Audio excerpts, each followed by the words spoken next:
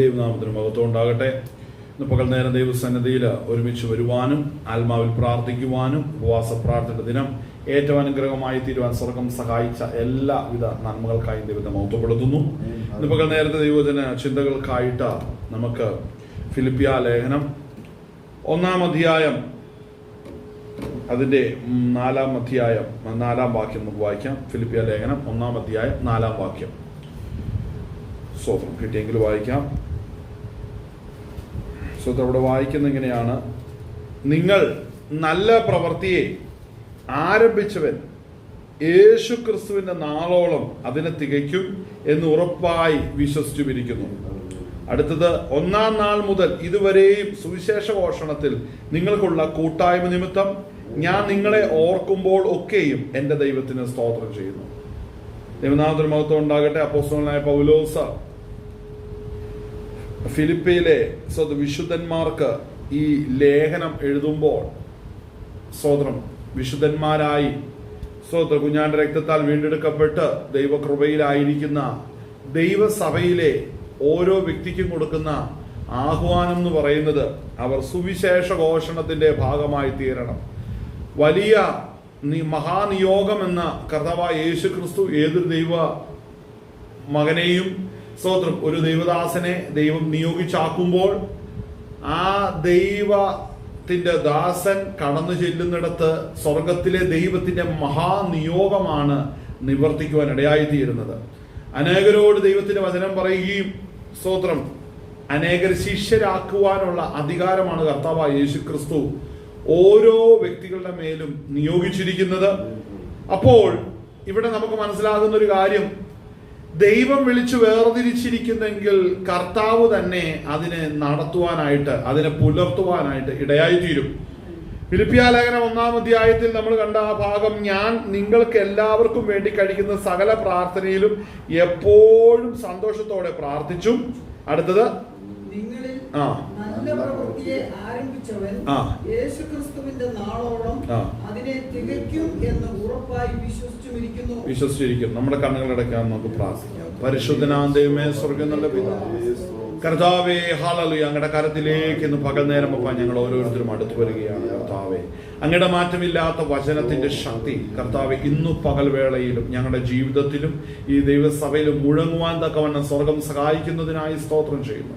കർത്താവ്, ഞങ്ങളുടെ ജീവിതത്തിലെ എല്ലാ പ്രതിസന്ധികളുടെയും നടുവില അതിന്റെ ആശ്വാസത്തിന്റെ കരം ഞങ്ങളെ പുലർത്തുന്നതിനായി സ്തോത്രം ചെയ്യുന്നു. കർത്താവ്, ക്ലേശത്തിന്റെയും ഭാരത്തിന്റെയും കണ്ണുനീരിന്റെയും വഴിത്താരകളിലൂടെ ഞങ്ങൾ നടന്നാലും എണ്ണപ്പെട്ടവരാരും കൂടില്ലെന്നാലും പാട്ടുകാരൻ പറയുന്നു, എന്തിന് എന്നുള്ള വൃത ഞരങ്ങുന്നു അണുവും, എന്നെ സ്നേഹിക്കുന്ന യേശു ബലഹീനനോ എന്ന അവിടെ പാട്ടുകാരൻ പറയുമ്പോൾ, കർത്താവേ, ഞങ്ങളെ സ്നേഹിക്കുന്നവനാകുന്ന പരിശുദ്ധ ദൈവമേ, അങ്ങ് സർവശക്തനാണ്, അങ്ങ് ബലഹീനനല്ല. വിളിച്ച ദൈവം വിശ്വസ്തനാണ്, അവൻ അന്ത്യത്തോളം നടത്തുവാൻ ശക്തനാകുന്നതിനായി സ്തോത്രം. ഇന്ന് പകൽ വേളയിൽ അവന്റെ പാദമെടുത്ത് ഞങ്ങൾ താണിരിക്കുന്നു. പരിശുദ്ധാത്മാവൻ ഇടപെടണം, സംസാരിക്കണമേ. കർത്താവ്, നാമകത്വം ഇടപെടുന്നതിനായി സ്തോത്രം ചെയ്യുന്നു. ഓൺലൈനിൽ കണ്ടുകൊണ്ടിരിക്കുന്ന എല്ലാ ദൈവമക്കളെയും കർത്താവെ അങ്ങയുടെ അതിശയകാലം കർത്താവെ പരിപാലിക്കേണ്ടതിനായി പ്രാർത്ഥിക്കുന്നു. വഹിക്കണമേ. കർത്താവിന്റെ നാമകത്വം ഇടപെടുമാറാകട്ടെ. പ്രാർത്ഥന കേട്ടതിനായി സ്തോത്രം. യേശു ക്രിസ്തുവിന്റെ പരിശുദ്ധനാമം തന്നെ ആമേൻ. ദൈവനാമത്തിന് മഹത്വം ഉണ്ടാകട്ടെ. വീണ്ടും ആ വായിച്ച വാക്യത്തിലേക്ക് നമുക്കൊന്ന് തിരിയാം. അവിടെ 4-ാം വാക്യം ഒന്നും കൂടെ വായിക്കാം. നിങ്ങളിൽ നല്ല പ്രവൃത്തിയെ ആരംഭിച്ചവൻ യേശുക്രിസ്തുവിന്റെ നാളോളം അതിനെ തികയ്ക്കും എന്ന് ഉറപ്പായി വിശ്വസിച്ചുമിരിക്കുന്നു. കണ്ടോ? അപ്പോൾ ഒരു ദൈവത്തിന്റെ ദാസന്റെ ഏറ്റവും വലിയ പ്രത്യാശ എന്ന് പറയുന്നത്, അവനെ ദൈവം ഈ പദ്ധതിക്ക് വേണ്ടി വേർതിരിച്ചിരിക്കുമ്പോൾ ദൈവത്തിന്റെ ആലോചന അനുസരിച്ച് പണിയുവാൻ കർത്താവ് അവന്റെ കരങ്ങളെ ബലപ്പെടുത്തുമ്പോൾ ആരംഭിച്ചത് ദൈവമാണ്. ആരംഭിച്ചവൻ തന്നെ അതിനെ പൂർത്തീകരിക്കുവാനായിട്ട് ഇടയായി തീരും. ആമേൻ, ഹല്ലേലൂയ.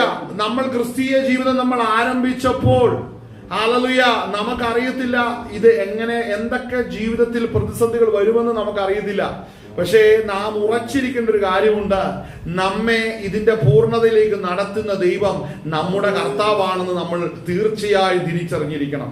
കാരണം നമ്മളുടെ വിശ്വാസ ജീവിതത്തിന്റെ അടിസ്ഥാനമായിരിക്കുന്ന ക്രിസ്തു നല്ല ഒരു പദ്ധതി ആരംഭിക്കുമ്പോൾ അത് ദൈവരാജ്യത്തിൽ നമ്മളെ എത്തിക്കുന്നതുവരെയും തന്റെ പണി ഭൂമിയിൽ നടന്നുകൊണ്ടിരിക്കും. അതുപോലെ തന്നെ പൗലോസ് പറയുന്ന കാര്യമാണ് നമ്മളിപ്പോൾ കേട്ടത്. സ്തോത്രം. അവിടെ വായിക്കുന്ന എന്താണ്? നിങ്ങളിൽ നല്ല പ്രവൃത്തിയെ ആരംഭിച്ചവൻ യേശുക്രിസ്തുവിന്റെ നാളോളം. അപ്പോൾ യേശുക്രിസ്തുവിന്റെ നാളോളം അതിനെ തികയ്ക്കുമെന്ന് പറയുമ്പോൾ ആഴമുള്ള ഒത്തിരി വിഷയം ഇതിന്റെ പിന്നിൽ നിൽക്കുന്നുണ്ട്. ആ വാക്യം വായിക്കുമ്പോൾ തന്നെ നമ്മൾ ഈ ദിവസങ്ങളെല്ലാം ചിന്തിച്ചുകൊണ്ടിരിക്കുന്ന ഒരു ഭാഗമാണ് എഫേസ്യ ലേഖനം. സ്തോത്രം. 4-ാം അധ്യായം. സ്തോത്രം. അതിന്റെ 30-ാം വാക്യം നമ്മളൊന്ന് വായിക്കുമ്പോൾ 4:30 എഫേസ്യ ലേഖനം 4-ാം അധ്യായം 30-ാം വാക്യം ഒന്ന് വായിച്ചാട്ടെ. ദൈവത്തിന്റെ പരിശുദ്ധാത്മാവിനെ ദുഃഖിപ്പിക്കരുത്. ഇവിടെ ശ്രദ്ധിക്കണം. പൗലോസ് എഫെസോസിലെ സഭയ്ക്ക് എഴുതുന്ന ലേഖനത്തിൽ ഇവിടെ 4-ാം അധ്യായം അതിന്റെ സ്തോത്രം ഹല്ലേലൂയ അതിന്റെ 30-ാം വാക്യം ഇവിടെ വായിക്കുന്ന ഇങ്ങനെയാണ്. ദൈവത്തിന്റെ ദുഃഖിപ്പിക്കരുത്. അവനാലല്ലോ നിങ്ങൾക്ക് വീണ്ടെടുപ്പിൻ നാളിനായി മുദ്രയിട്ടിരിക്കുന്നത്. അപ്പോൾ നമ്മുടെ വീണ്ടെടുപ്പിൻ നാളിനായിട്ട് നമ്മെ മുദ്ര വെച്ചിരിക്കുന്നത് പരിശുദ്ധാത്മാവിനാലാണ്. പരിശുദ്ധാത്മാവ് നമ്മളിൽ വസിക്കുന്നുവെങ്കിൽ അത് വസിക്കുന്ന വ്യക്തികളെ, അത് വസിക്കുന്ന ഏത് വ്യക്തിയിലാണോ അവന്റെ ശരീരത്തെ രൂപാന്തരപ്പെടുത്തി അവന്റെ ആത്മാവിനെയും അവന്റെ തേജസ്കരിക്കപ്പെട്ട ശരീരത്തെയും ദൈവരാജ്യത്തിൽ എത്തിക്കുന്ന വലിയൊരു പദ്ധതിക്കകത്താണ് ഇന്ന് ദൈവസഭയെ സ്വർഗം പണിതുകൊണ്ടിരിക്കുന്നത്. അപ്പോൾ നമ്മുടെ മേലുള്ള പദ്ധതി അവന്റെ രാജ്യം പ്രാപിക്കുക എന്നുള്ള വലിയ പദ്ധതിയാണ്. മനസ്സിലാക്കണം. ഈ ഭൂമിയിൽ ഒന്നും നേടുക എന്നുള്ളതല്ല. നമ്മൾ കർത്താവിന്റെ കൽപ്പന അനുസരിച്ച് അവന്റെ കൽപ്പനകളെ അനുസരിച്ച് നമ്മൾ ഓടേണ്ടതെല്ലാ മേഖലകളെ നമ്മൾ ഓടി ജയിച്ച് അവന്റെ വരവെങ്കിൽ എടുക്കപ്പെടുക എന്നുള്ള വലിയ പദ്ധതിയാണ് ഓരോ ദൈവമക്കളെ കുറിച്ച് സ്വർഗത്തിനുള്ളത്. മറ്റൊന്നും എല്ലാം താൽക്കാലികമായ എല്ലാ വികാരങ്ങളും വിചാരങ്ങളും ആഗ്രഹങ്ങളും എല്ലാം ഈ ഭൂമിയിൽ അവസാനിക്കുമ്പോൾ ദൈവത്തിന്റെ ആത്മാവ് നമ്മളിൽ വസിച്ച് അവൻ ചെയ്തെടുക്കുന്ന പദ്ധതി നമ്മുടെ ആത്മാവിനെ രൂപാന്തരപ്പെടുത്തി ദൈവരാജ്യത്തിന് അവകാശമാക്കി തീർക്കുക എന്നുള്ള വലിയ പദ്ധതിക്ക് വേണ്ടിയാണ്. ആമേൻ. അപ്പോൾ ആ വലിയ പദ്ധതിക്ക് വേണ്ടി ഇന്ന് ശുശ്രൂഷയിൽ ആയിരിക്കുന്നത് പരിശുദ്ധാത്മാവാണ്. അപ്പോൾ പരിശുദ്ധാത്മാവ് അങ്ങനെ നമ്മളിൽ ഒരു നല്ല പ്രവൃത്തി ആരംഭിക്കുന്നുണ്ടെങ്കിൽ അത് കർത്താവ് പൂർത്തീകരിക്കുകയും നമ്മളെ ദൈവരാജ്യത്തിൽ ചേർക്കുകയും ചെയ്യും. അപ്പോൾ അത് കർത്താവ് ചെയ്യുന്ന പണിയോടുകൂടെ നാം നിൽക്കുമ്പോൾ നമ്മുടെ കരങ്ങൾ പണിയപ്പെടും. നമ്മുടെ കൈകളാൽ പണിയപ്പെടുന്നത് ആത്മാവിനാൽ വീണ്ടും പണിയപ്പെടും. അപ്പോൾ നമ്മൾ പരിശുദ്ധാത്മാവിന്റെ പ്രവൃത്തികൾക്ക് നമ്മുടെ ശരീരത്തെയും നമ്മുടെ മനസ്സിനെയും ഏൽപ്പിച്ചു കൊടുക്കുന്നെങ്കിൽ ദൈവത്തിന്റെ വലിയ കെട്ടുപണിക്കായിട്ട് കർത്താവ് നമ്മളെ ഉപയോഗിക്കുവാനായിട്ട് ഇടയായി തീരും. ഇത് വിശ്വസിക്കുന്നവർ കരങ്ങൾ ദൈവത്തെ മഹത്വപ്പെടുത്തിയാട്ടെ. ഹല്ലേലൂയ. അപ്പോൾ നമ്മൾ വായിച്ച എഫേസ്യ ലേഖനത്തിന്റെ അകത്ത് വായിക്കുമ്പോൾ നമ്മുടെ വീണ്ടെടുപ്പിൻ നാളിനായിട്ട് നമ്മളെ മുദ്ര വെച്ചിരിക്കുന്നു. അങ്ങനെയല്ല വായിക്കുന്നത്. വീണ്ടെടുപ്പിൻ നാളിനായി മുദ്രയിട്ടിരിക്കുന്നത് എല്ലാ കയ്പും കോപവും ക്രോധവും കുറ്റാരവും ദൂഷണവും സകല 30-ാം വാക്യം മാത്രം വായിച്ചാൽ മതി. ദൈവത്തിന്റെ പരിശുദ്ധാത്മാവിനെ ദുഃഖിപ്പിക്കരുത്. ദൈവത്തിന്റെ പരിശുദ്ധാത്മാവിനെ ദുഃഖിപ്പിക്കരുത്. അവനാലല്ലോ നിങ്ങൾക്ക് വീണ്ടെടുപ്പിൻ നാളിനായി. അപ്പോൾ നമ്മുടെ വീണ്ടെടുപ്പിൻ നാളിനായി പരിശുദ്ധാത്മാവ് നമ്മളിൽ ചില ക്രിയകൾ ചെയ്യുകയാണ്. സുവിശേഷ വേലയിലായിരിക്കുന്ന ഒരു ദൈവവൈതലിനെ കർത്താവ് ഈ പദ്ധതി ഏൽപ്പിക്കുമ്പോൾ അവനെ ഈ ശുശ്രൂഷ തികയ്ക്കുവാൻ സഹായിക്കുന്നത് പരിശുദ്ധാത്മാവാണ്. കാര്യം അവൻ ആത്മാവിന് പരിശുദ്ധാത്മാവിന് അനുസരിച്ച് ജീവിക്കുമ്പോൾ, ദൈവാത്മാവിന് വിധേയപ്പെട്ട് ജീവിക്കുമ്പോൾ ദൈവത്തിന്റെ വലിയ പ്രവർത്തികൾ അവിടെ വെളിപ്പെടുവാനായിട്ട് ഇടയായിത്തീരും. അപ്പോൾ പരിശുദ്ധാത്മാവിനാൽ പണിയപ്പെടുന്നതിന്റെ പിന്നിൽ വലിയ ഉദ്ദേശം അവനെ ദൈവരാജ്യത്തിൽ എത്തിക്കുക എന്നുള്ള ആ വലിയ ഉദ്ദേശം തന്നെയാണ്. ആമേൻ. ഹല്ലേലൂയ. അപ്പോൾ നമ്മൾ വായിച്ച ഫിലിപ്പിയ ലേഖനത്തിലേക്ക് നമ്മൾ വരുമ്പോൾ അവിടെ മനസ്സിലാക്കണം, നിങ്ങളിൽ നല്ല പ്രവൃത്തി ആരംഭിച്ചവൻ യേശുക്രിസ്തുവിന്റെ നാളോളം അതിനെ തികയ്ക്കുമെന്ന് ഉറപ്പായും വിശ്വസിച്ചുമിരിക്കുന്നു. കാര്യം നാം അല്ല പണിയുന്നത്, നാം അല്ല ചെയ്യുന്നത്, നമ്മളിൽ വസിക്കുന്ന ദൈവത്തിന്റെ ആത്മാവാണ് പണിയുന്നതെന്ന് നമ്മൾ വിശ്വസിക്കണം. എന്റെ ശക്തിയിലും എന്റെ താല്പര്യത്തിലും എന്റെ അറിവിലും ഞാൻ ഊന്നിയാൽ അവിടെ വീണുപോകാൻ സാധ്യതയുണ്ട്. അതുകൊണ്ടാണ് അപ്പോസ്തലൻ പറയുന്നത്, നമ്മുടെ കഴിവിലും ശക്തിയിലും നമ്മൾ ആശ്രയിക്കരുത്. ഇവിടെ ദൈവത്തിന്റെ കൃപയിലാണ് ആശ്രയിച്ച് നമ്മൾ സ്റ്റെപ്പുകളെ വെക്കേണ്ടത്. ആമേൻ. വായിച്ചാട്ടെ, അടുത്ത് വായിച്ചാട്ടെ. നിങ്ങളിൽ നല്ല പ്രവൃത്തിയെ ആരംഭിച്ചവൻ യേശുക്രിസ്തുവിന്റെ നാളോളം അതിനെ തികയ്ക്കും എന്ന് ഉറപ്പായി വിശ്വസിച്ചുമിരിക്കുന്നു. ഒന്നാം നാൾ മുതൽ ഇതുവരെയും സുവിശേഷ ഘോഷണത്തിൽ നിങ്ങൾക്കുള്ള കൂട്ടായ്മ നിമിത്തം ഞാൻ നിങ്ങളെ ഓർക്കുമ്പോൾ ഒക്കെയും എന്റെ ദൈവത്തിന് സ്തോത്രം ചെയ്യുന്നു. എന്റെ ദൈവത്തിന് സ്തോത്രം ചെയ്യുന്നു. വായിച്ചാട്ടെ. കൃപയിൽ എനിക്ക് കൂട്ടാളികളായ നിങ്ങളെ ഒക്കെയും എന്റെ ബന്ധനങ്ങളിലും സുവിശേഷത്തിന്റെ പ്രതിവാദത്തിലും സ്ഥിരീകരണത്തിലും ഞാൻ എന്റെ ഹൃദയത്തിൽ വഹിച്ചിരിക്കുക ഉണ്ട്. അങ്ങനെ നിങ്ങളെ എല്ലാവരെയും കുറിച്ച് വിചാരിക്കുന്നത് എനിക്ക് ന്യായമല്ലോ. ഇവിടെ ശ്രദ്ധിക്കണം, കൃപയിൽ എനിക്ക് കൂട്ടാളിയായ നിങ്ങൾ ഒക്കെയും എന്റെ ബന്ധനങ്ങളിലും സുവിശേഷത്തിന്റെ പ്രതിവാദത്തിലും ആമേൻ സ്ഥിരീകരണത്തിലും. ശ്രദ്ധിക്കേണ്ട ഒരു വളരെ പ്രധാനപ്പെട്ട കാര്യമാണ്, പരിശുദ്ധാത്മാവിനാൽ നിറയപ്പെട്ട് ഈ വേലയിലായിരിക്കുന്നവർക്ക് മാത്രമേ കൃപയിൽ ഐക്യതയുണ്ടാകത്തുള്ളൂ. അപ്പോൾ പരിശുദ്ധാത്മാവിനെ പ്രാപിച്ചവർ ഏകമായി അവർ സ്തോത്രം കർത്താവിന്റെ വയലിലായിരിക്കുമ്പോൾ ആത്മാവിന്റെ ഐക്യതയിലായിരിക്കും അവർ ചുവടുകളെ വെക്കുന്നത്. അപ്പോൾ ദൈവത്തിന്റെ ആത്മാവിനാൽ അല്ലാതെ അവന്റെ പണികൾ നടക്കുകയില്ല. ദൈവത്തിന്റെ ആത്മാവിനാൽ അല്ലാതെ ഒരിക്കലും നമുക്ക് അവന്റെ ആലോചനയും സ്വർഗത്തിന്റെ ദർശനവും നിവർത്തിക്കുവാനായിട്ട് കഴിയത്തില്ല. ദൈവാത്മാവിനാൽ മാത്രമേ അത് സാധിക്കത്തുള്ളൂ.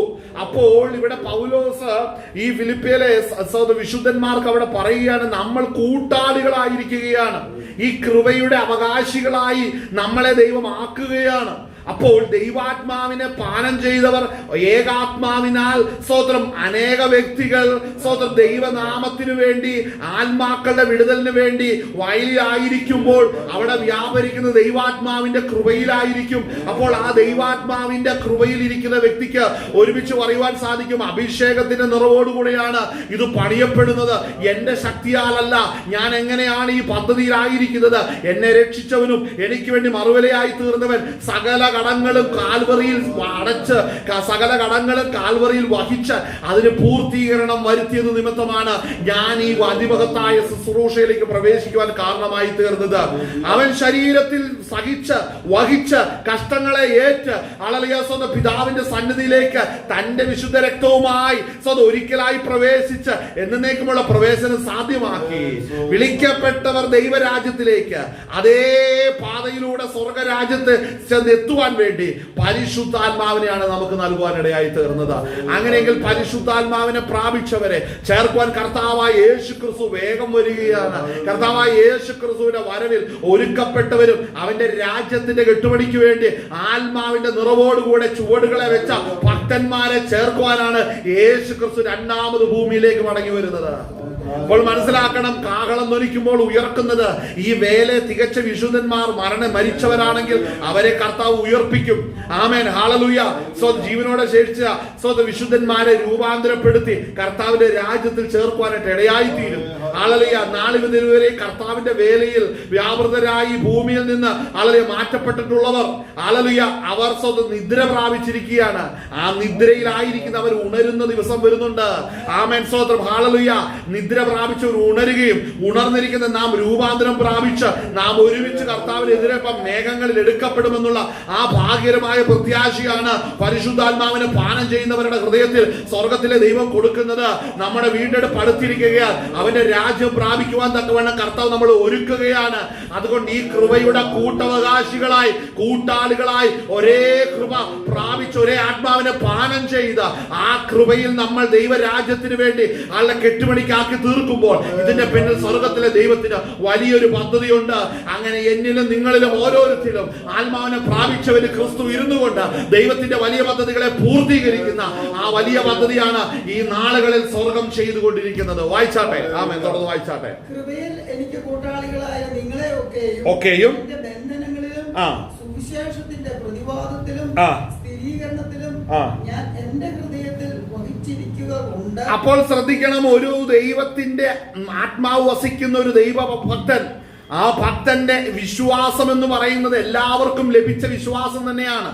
അവരാരാണ് എൻ്റെ കൂടെ നിൽക്കുന്നവര്? എന്നിൽ പകർന്ന അതേ ആത്മാവിനാൽ പാനം ചെയ്യപ്പെട്ട അതേ അഭിഷേകം പ്രാപിച്ചിരിക്കുന്ന വിശുദ്ധന്മാരാണ് ഈ കൂട്ടുവേലയിലായിരിക്കുന്നത്. അപ്പോൾ എനിക്കൊരു ബന്ധനമുണ്ടെങ്കിൽ അതെന്റെ സഹോദരവർഗത്തിനും ബന്ധനം തന്നെയാണ്. എനിക്കൊരു ഭാരമുണ്ടെങ്കിൽ അതെന്റെ സഹോദരവർഗത്തിനും ഭാരം തന്നെയാണ്.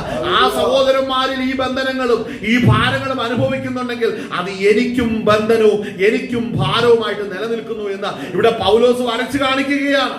അപ്പോൾ സഹോദരൻ, ഈ വേലയിൽ കർത്താവ് നമ്മളെ ആക്കിയിരിക്കുന്നെങ്കിൽ ദൈവത്തിന്റെ വലിയ പദ്ധതി ഇതിന്റെ നടുവിൽ വെളിപ്പെടുവാനുണ്ട്. ആമേൻ. വായിച്ചാട്ട് അവിടെ വായിക്കുന്നു, സഹോദരൻ, എന്റെ ബന്ധനങ്ങളിലും സുവിശേഷത്തിന്റെ പ്രതിവാദത്തിലും, അടുത്തത് സ്ഥിരീകരണത്തിലും ഞാൻ എന്റെ ഹൃദയത്തിൽ വഹിച്ചിരിക്കുന്ന അങ്ങനെ നിങ്ങളെ എല്ലാവരെയും കുറിച്ച് വിചാരിക്കുന്നത് എനിക്ക് ന്യായമല്ലോ. അടുത്ത വാക്യം, ക്രിസ്തുയേശുവിന്റെ ആർദ്രതയോടെ ഞാൻ നിങ്ങളെ എല്ലാവരെയും കാണുവാൻ എത്ര വാഞ്ചിക്കുന്നു എന്നതിന് ദൈവം സാക്ഷി. കാരണം എന്താണ്? ഈ പരിശുദ്ധാത്മാവ് നമ്മളിൽ വസിക്കുമ്പോൾ നമുക്ക് ക്രിസ്തുവിന്റെ ഭാവത്തിലേക്ക് നമ്മളെ കർത്താവ് കൊണ്ടുവരും. നമ്മളിൽ ക്രിസ്തു വസിക്കുമ്പോൾ നാം നമ്മുടെ സ്വഭാവമല്ല, ക്രിസ്തുവിന്റെ സ്വഭാവമാണ് വെളിപ്പെടുന്നത്. മനസ്സിലാക്കണം, ആ ആത്മാവിനെ പാനം ചെയ്തവർ സഹോദരവർഗത്തിന്റെ വേദന കാണുവാനായിട്ട് ഇടയായിത്തീരും. ഒരുപക്ഷെ കാശൊന്നും കൊടുക്കാൻ കഴിഞ്ഞില്ലെങ്കിലും അവരോടുകൂടെ ചെന്ന് അല്പനേരം ഇരുന്ന് അവരോടുകൂടെ ഇരുന്ന് പ്രാർത്ഥിച്ച് അവരുടെ വേദനയിൽ പങ്കുചേരുവാനായിട്ട് ഇടയായിത്തീരും. എന്ന് പറഞ്ഞാൽ ആത്മാവ് ഉള്ളവരുടെ കാര്യമാണ് ഈ പറയുന്നത്. അഭിഷേകം പ്രാപിച്ച ഒരു ദൈവ പൈതൽ ആത്മാവിനെ പാനം ചെയ്ത മറ്റൊരു സഹോദരന്റെ വിഷയത്തിന്റെ നടുവിൽ ചെല്ലുവാനും അതിന് കൂട്ടായ്മ കാണിക്കുവാനും പ്രാർത്ഥിക്കുവാനുമായി ദൈവം സഹായിക്കുമ്പോൾ അതിനോട് കൂട്ടായ്മ ആചരിക്കുവാനാണ് പരിശുദ്ധാത്മാവ് നമ്മളെ ബലപ്പെടുത്തുന്നത്.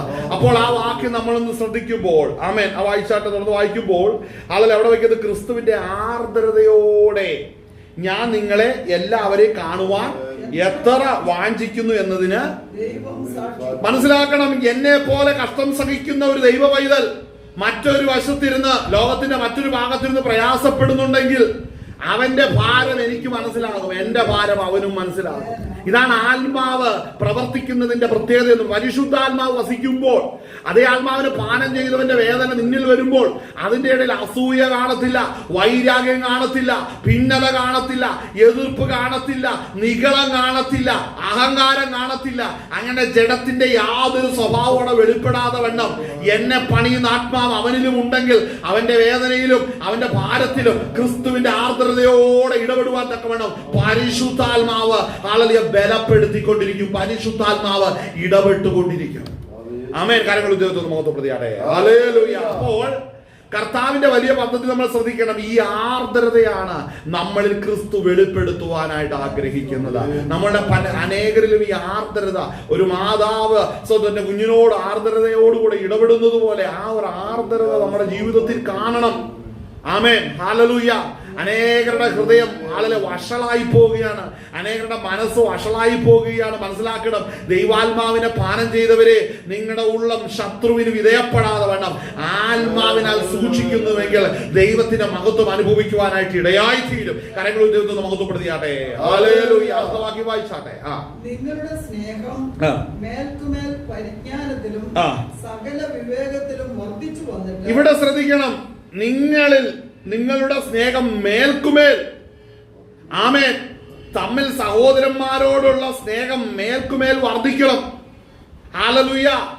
ആത്മാവിനെ പാനം ചെയ്ത് അതേ കൃപ അനുഭവിക്കുന്നവരോട് ആ സ്നേഹം വർദ്ധിച്ചു വരണം.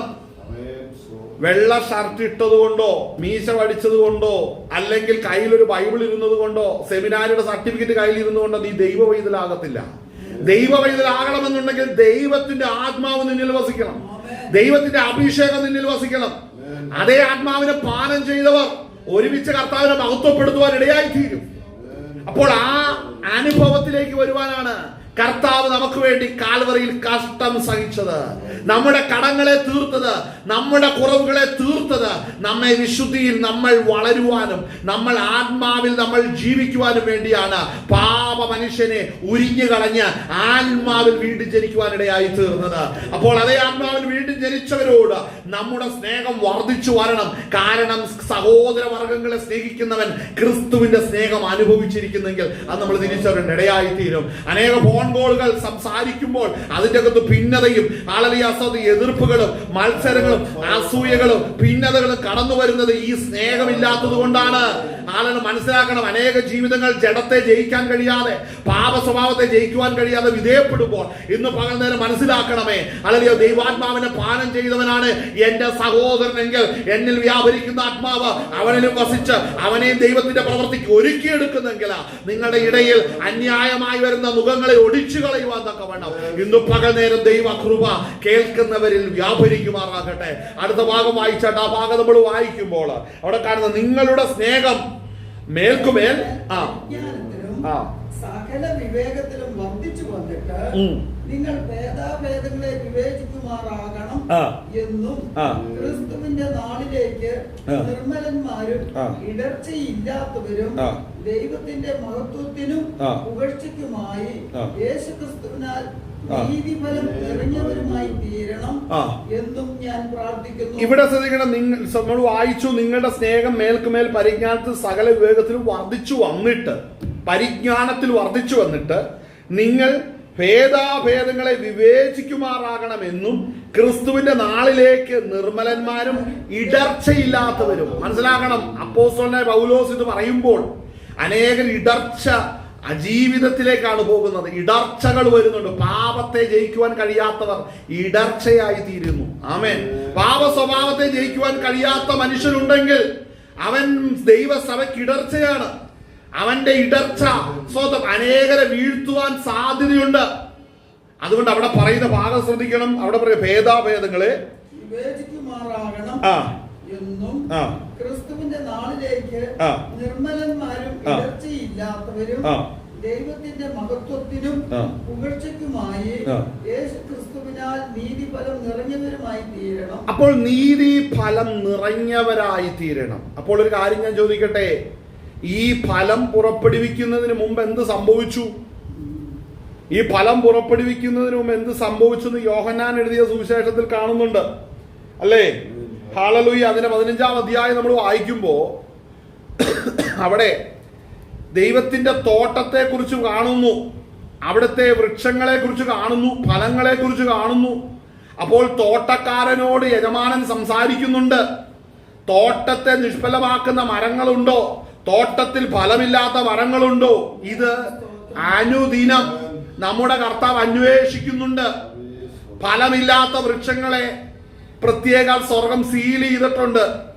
ആമേൻ. ഫോറസ്റ്റ് ഡിപ്പാർട്ട്മെന്റ് വന്ന് ചില മരം സീൽ ചെയ്തിട്ട് പോകും. ആർക്കും അത് വെട്ടാൻ അവകാശമില്ല. വെട്ടുന്നുണ്ടെങ്കിൽ ആരാ വെട്ടുകയുള്ളൂ? അത് ആ ഡിപ്പാർട്ട്മെന്റ് തന്നെ വെട്ടുകയുള്ളൂ. ഇങ്ങനെ കർത്താവ് ചിലതിനെ സീൽ ചെയ്ത് വെച്ചിട്ടുണ്ട്. ആമേൻ. ഫലമില്ലെങ്കിൽ വെട്ടും കേട്ടോ. വഴിക്ക് മുടക്കം വന്നാൽ വെട്ടും, വഴിക്ക് നാശം വന്നാൽ വെട്ടും, മറ്റു മരത്തിന് ഫലം വന്നില്ലെങ്കിലും വെട്ടും. ആമേൻ, ആമേൻ. നമ്മൾ വായിച്ചേ യോഹന്നാന്റെ സുവിശേഷം 15-ാം അധ്യായം. ഞാൻ സാക്ഷാൽ മുന്തിരിവള്ളിയും എന്റെ പിതാവ് തോട്ടക്കാരനുമാകുന്നു. എന്നിൽ കായ്ക്കാത്ത കൊമ്പൊക്കെയും അവൻ നീക്കിക്കളയുന്നു. ഇവിടെ ശ്രദ്ധിക്കണം, ഫലമുണ്ടാകുന്നതിന് മുമ്പ് ഹല്ലേലൂയ. എങ്ങനെയാ ഫലമുണ്ടായതെന്ന് തോട്ടത്തിലെ വൃക്ഷത്തോട് ചോദിച്ചാൽ, എന്ന് പറഞ്ഞാൽ ആത്മാവിനാൽ പണിയപ്പെട്ടവനും അറിയാം. എങ്ങനെയാ മകനെ ഈ പാപ സ്വഭാവത്തിലായിരുന്നു നീ ഇത്രമേൽ ആത്മാവിന്റെ ഫലം നിന്നിൽ നിന്ന് പുറപ്പെടുവിക്കുന്നത്? ഇതിന്റെ പിന്നിൽ ഒരു യജമാനനുണ്ട്. ഇതിന്റെ പിന്നിൽ ആത്മാവാകുന്ന ഒരു കർത്താവുണ്ട്. ആ കർത്താവാണ് അവിടെ ചിലത് ചെയ്യുന്നത്. ആമേൻ. അവിടെ നമ്മൾ വായിക്കുമ്പോൾ നമ്മൾ വായിച്ച ഭാഗത്തിൽ കർത്താവായ യേശുക്രിസ്തു തന്നെ പറയുന്ന ഒരു കാര്യമാണ്, എന്നിൽ കായ്ക്കാത്ത കൊമ്പൊക്കെയും അവൻ നീക്കിക്കളയുന്നു. കണ്ടോ? എന്നിൽ കായ്ക്കാത്ത സ്തോത്രം ഒക്കെയും അത് അവൻ നീക്കിക്കളയുന്നു. കൊമ്പൊക്കെ അവൻ നീക്കിക്കളയുന്നു. കായ്ക്കുന്നതൊക്കെയും അധികം ഫലം കായ്ക്കേണ്ടതിന് ചെത്തിവെടിപ്പാക്കും. അപ്പോൾ ചെത്തിവെടിപ്പാക്കിയ കൊമ്പുകൾ മാത്രമേ നല്ല ഫലം കായ്ക്കുന്നു. അപ്പോൾ ഉപദേശത്തിന്റെ മുറിവുകൾ, ഉപദേശത്തിന്റെ തർജനങ്ങൾ, ഉപദേശത്തിന്റെ ശാസനകൾ ജീവിതത്തെ കീഴ്മേൽ മറിച്ചിട്ടുണ്ടെങ്കിൽ അത് നിനക്ക് നാശത്തിനല്ല, നിന്നെ പണിതെടുക്കേണ്ടതിനാണ് പരിശുദ്ധാത്മാവ് ചെയ്യുന്നത്. അപ്പോൾ പരിശുദ്ധാത്മാവിന് അങ്ങനെ ഒരു പദ്ധതിയുണ്ട്. ആമേൻ. നമ്മൾ വായിച്ച വാക്യം നമ്മൾ തുടർന്ന് നമുക്ക് യോഹന്നാന്റെ സുവിശേഷം നമുക്ക് വായിക്കാം. അവൾ നമ്മൾ വായിച്ച വാക്യം വായിക്കുന്നത്, നിങ്ങൾ ഭേദാഭേദങ്ങളെ വിവേചിക്കുമാറാകണമെന്നും ക്രിസ്തുവിന്റെ നാളുള്ള നിർമ്മലന്മാരും ഇടർച്ചയില്ലാത്തവരും ദൈവത്തിന്റെ മഹത്വവും പുകഴ്ചുമായി ഈ ക്രിസ്തുവിനാൽ നീതിഫലം നിറഞ്ഞവരായി. അപ്പൊ നീതി എന്ന ആ ഫലം, ആത്മാവിന്റെ ഫലം നമ്മളിൽ വെളിപ്പെടുന്നതിന്റെ പിന്നിൽ സ്വർഗീയ പിതാവ് നിന്നെ ചെത്തിയെടുത്ത ദിവസങ്ങളും നാളുകളും പിന്നിൽ കിടപ്പുണ്ട്. ആമേൻ. നിന്നെ പല വിധത്തിൽ സന്ദർശിച്ച ദിവസങ്ങൾ പിന്നിലില്ലേ? പലതും അവസാനിച്ചു പോകുമെന്ന് ചിന്തിച്ച അനുഭവങ്ങളില്ലേ?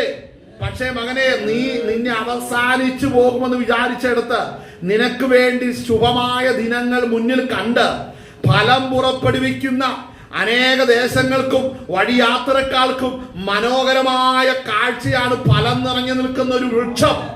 ആ മനോഹരം നിന്നിൽ വെളിപ്പെടുത്തേണ്ടതിന് നീ കടന്നുപോയ തീച്ചൂളകളില്ലേ, അത് ദൈവത്തിന്റെ നീതിയാണ്, അത് ദൈവത്തിന്റെ കരുതലാണ്. നീ കടന്നുപോയ കഷ്ടതകൾ, പരിശുദ്ധാത്മാവ് നിന്നെ പണിതെടുത്ത വിധങ്ങൾ, അത് ദൈവത്തിന്റെ കരുണയായിരുന്നു. അപ്പോൾ നീതി ഫലം നിന്നിൽ വെളിപ്പെടുന്നതിന്റെ പിന്നിൽ ഒരു യജമാനനുണ്ട്, ഒരു തോട്ടക്കാരനുണ്ട്. ആ തോട്ടക്കാരന്റെ പേരാണ് പരിശുദ്ധാത്മാവ്. ഇന്ന് നിന്റെ മേൽ വ്യാപരിക്കുന്ന കർത്താവ് പരിശുദ്ധാത്മാവ് ദൈവഹിതപ്രകാരം പ്രാർത്ഥിക്കുമ്പോൾ, ഹല്ലേലൂയ, പ്രാർത്ഥിക്കുന്നവൻ അറിയുന്നില്ല അവന്റെ യഥാർത്ഥ ആവശ്യം എന്താണെന്ന്, അവന്റെ ജീവിതത്തിലെ കുറവെന്താണെന്ന് അവൻ അറിയുന്നില്ല. അതാണ് ദൈവത്തിന്റെ ആത്മാവിൽ നിറഞ്ഞ് പ്രാർത്ഥിക്കുന്നവന്റെ ജീവിതത്തിൽ ദൈവം ചെയ്തെടുക്കുന്നത്. ആത്മാവിൽ പ്രാർത്ഥിക്കുന്നവൻ അവന്റെ ആത്മാവിന്റെ കുറവുകളെ പരിശുദ്ധാത്മാവ് സ്വന്തം മധ്യസ്ഥത അണച്ച് പിതാവിനോട് പറയുകയാണ്.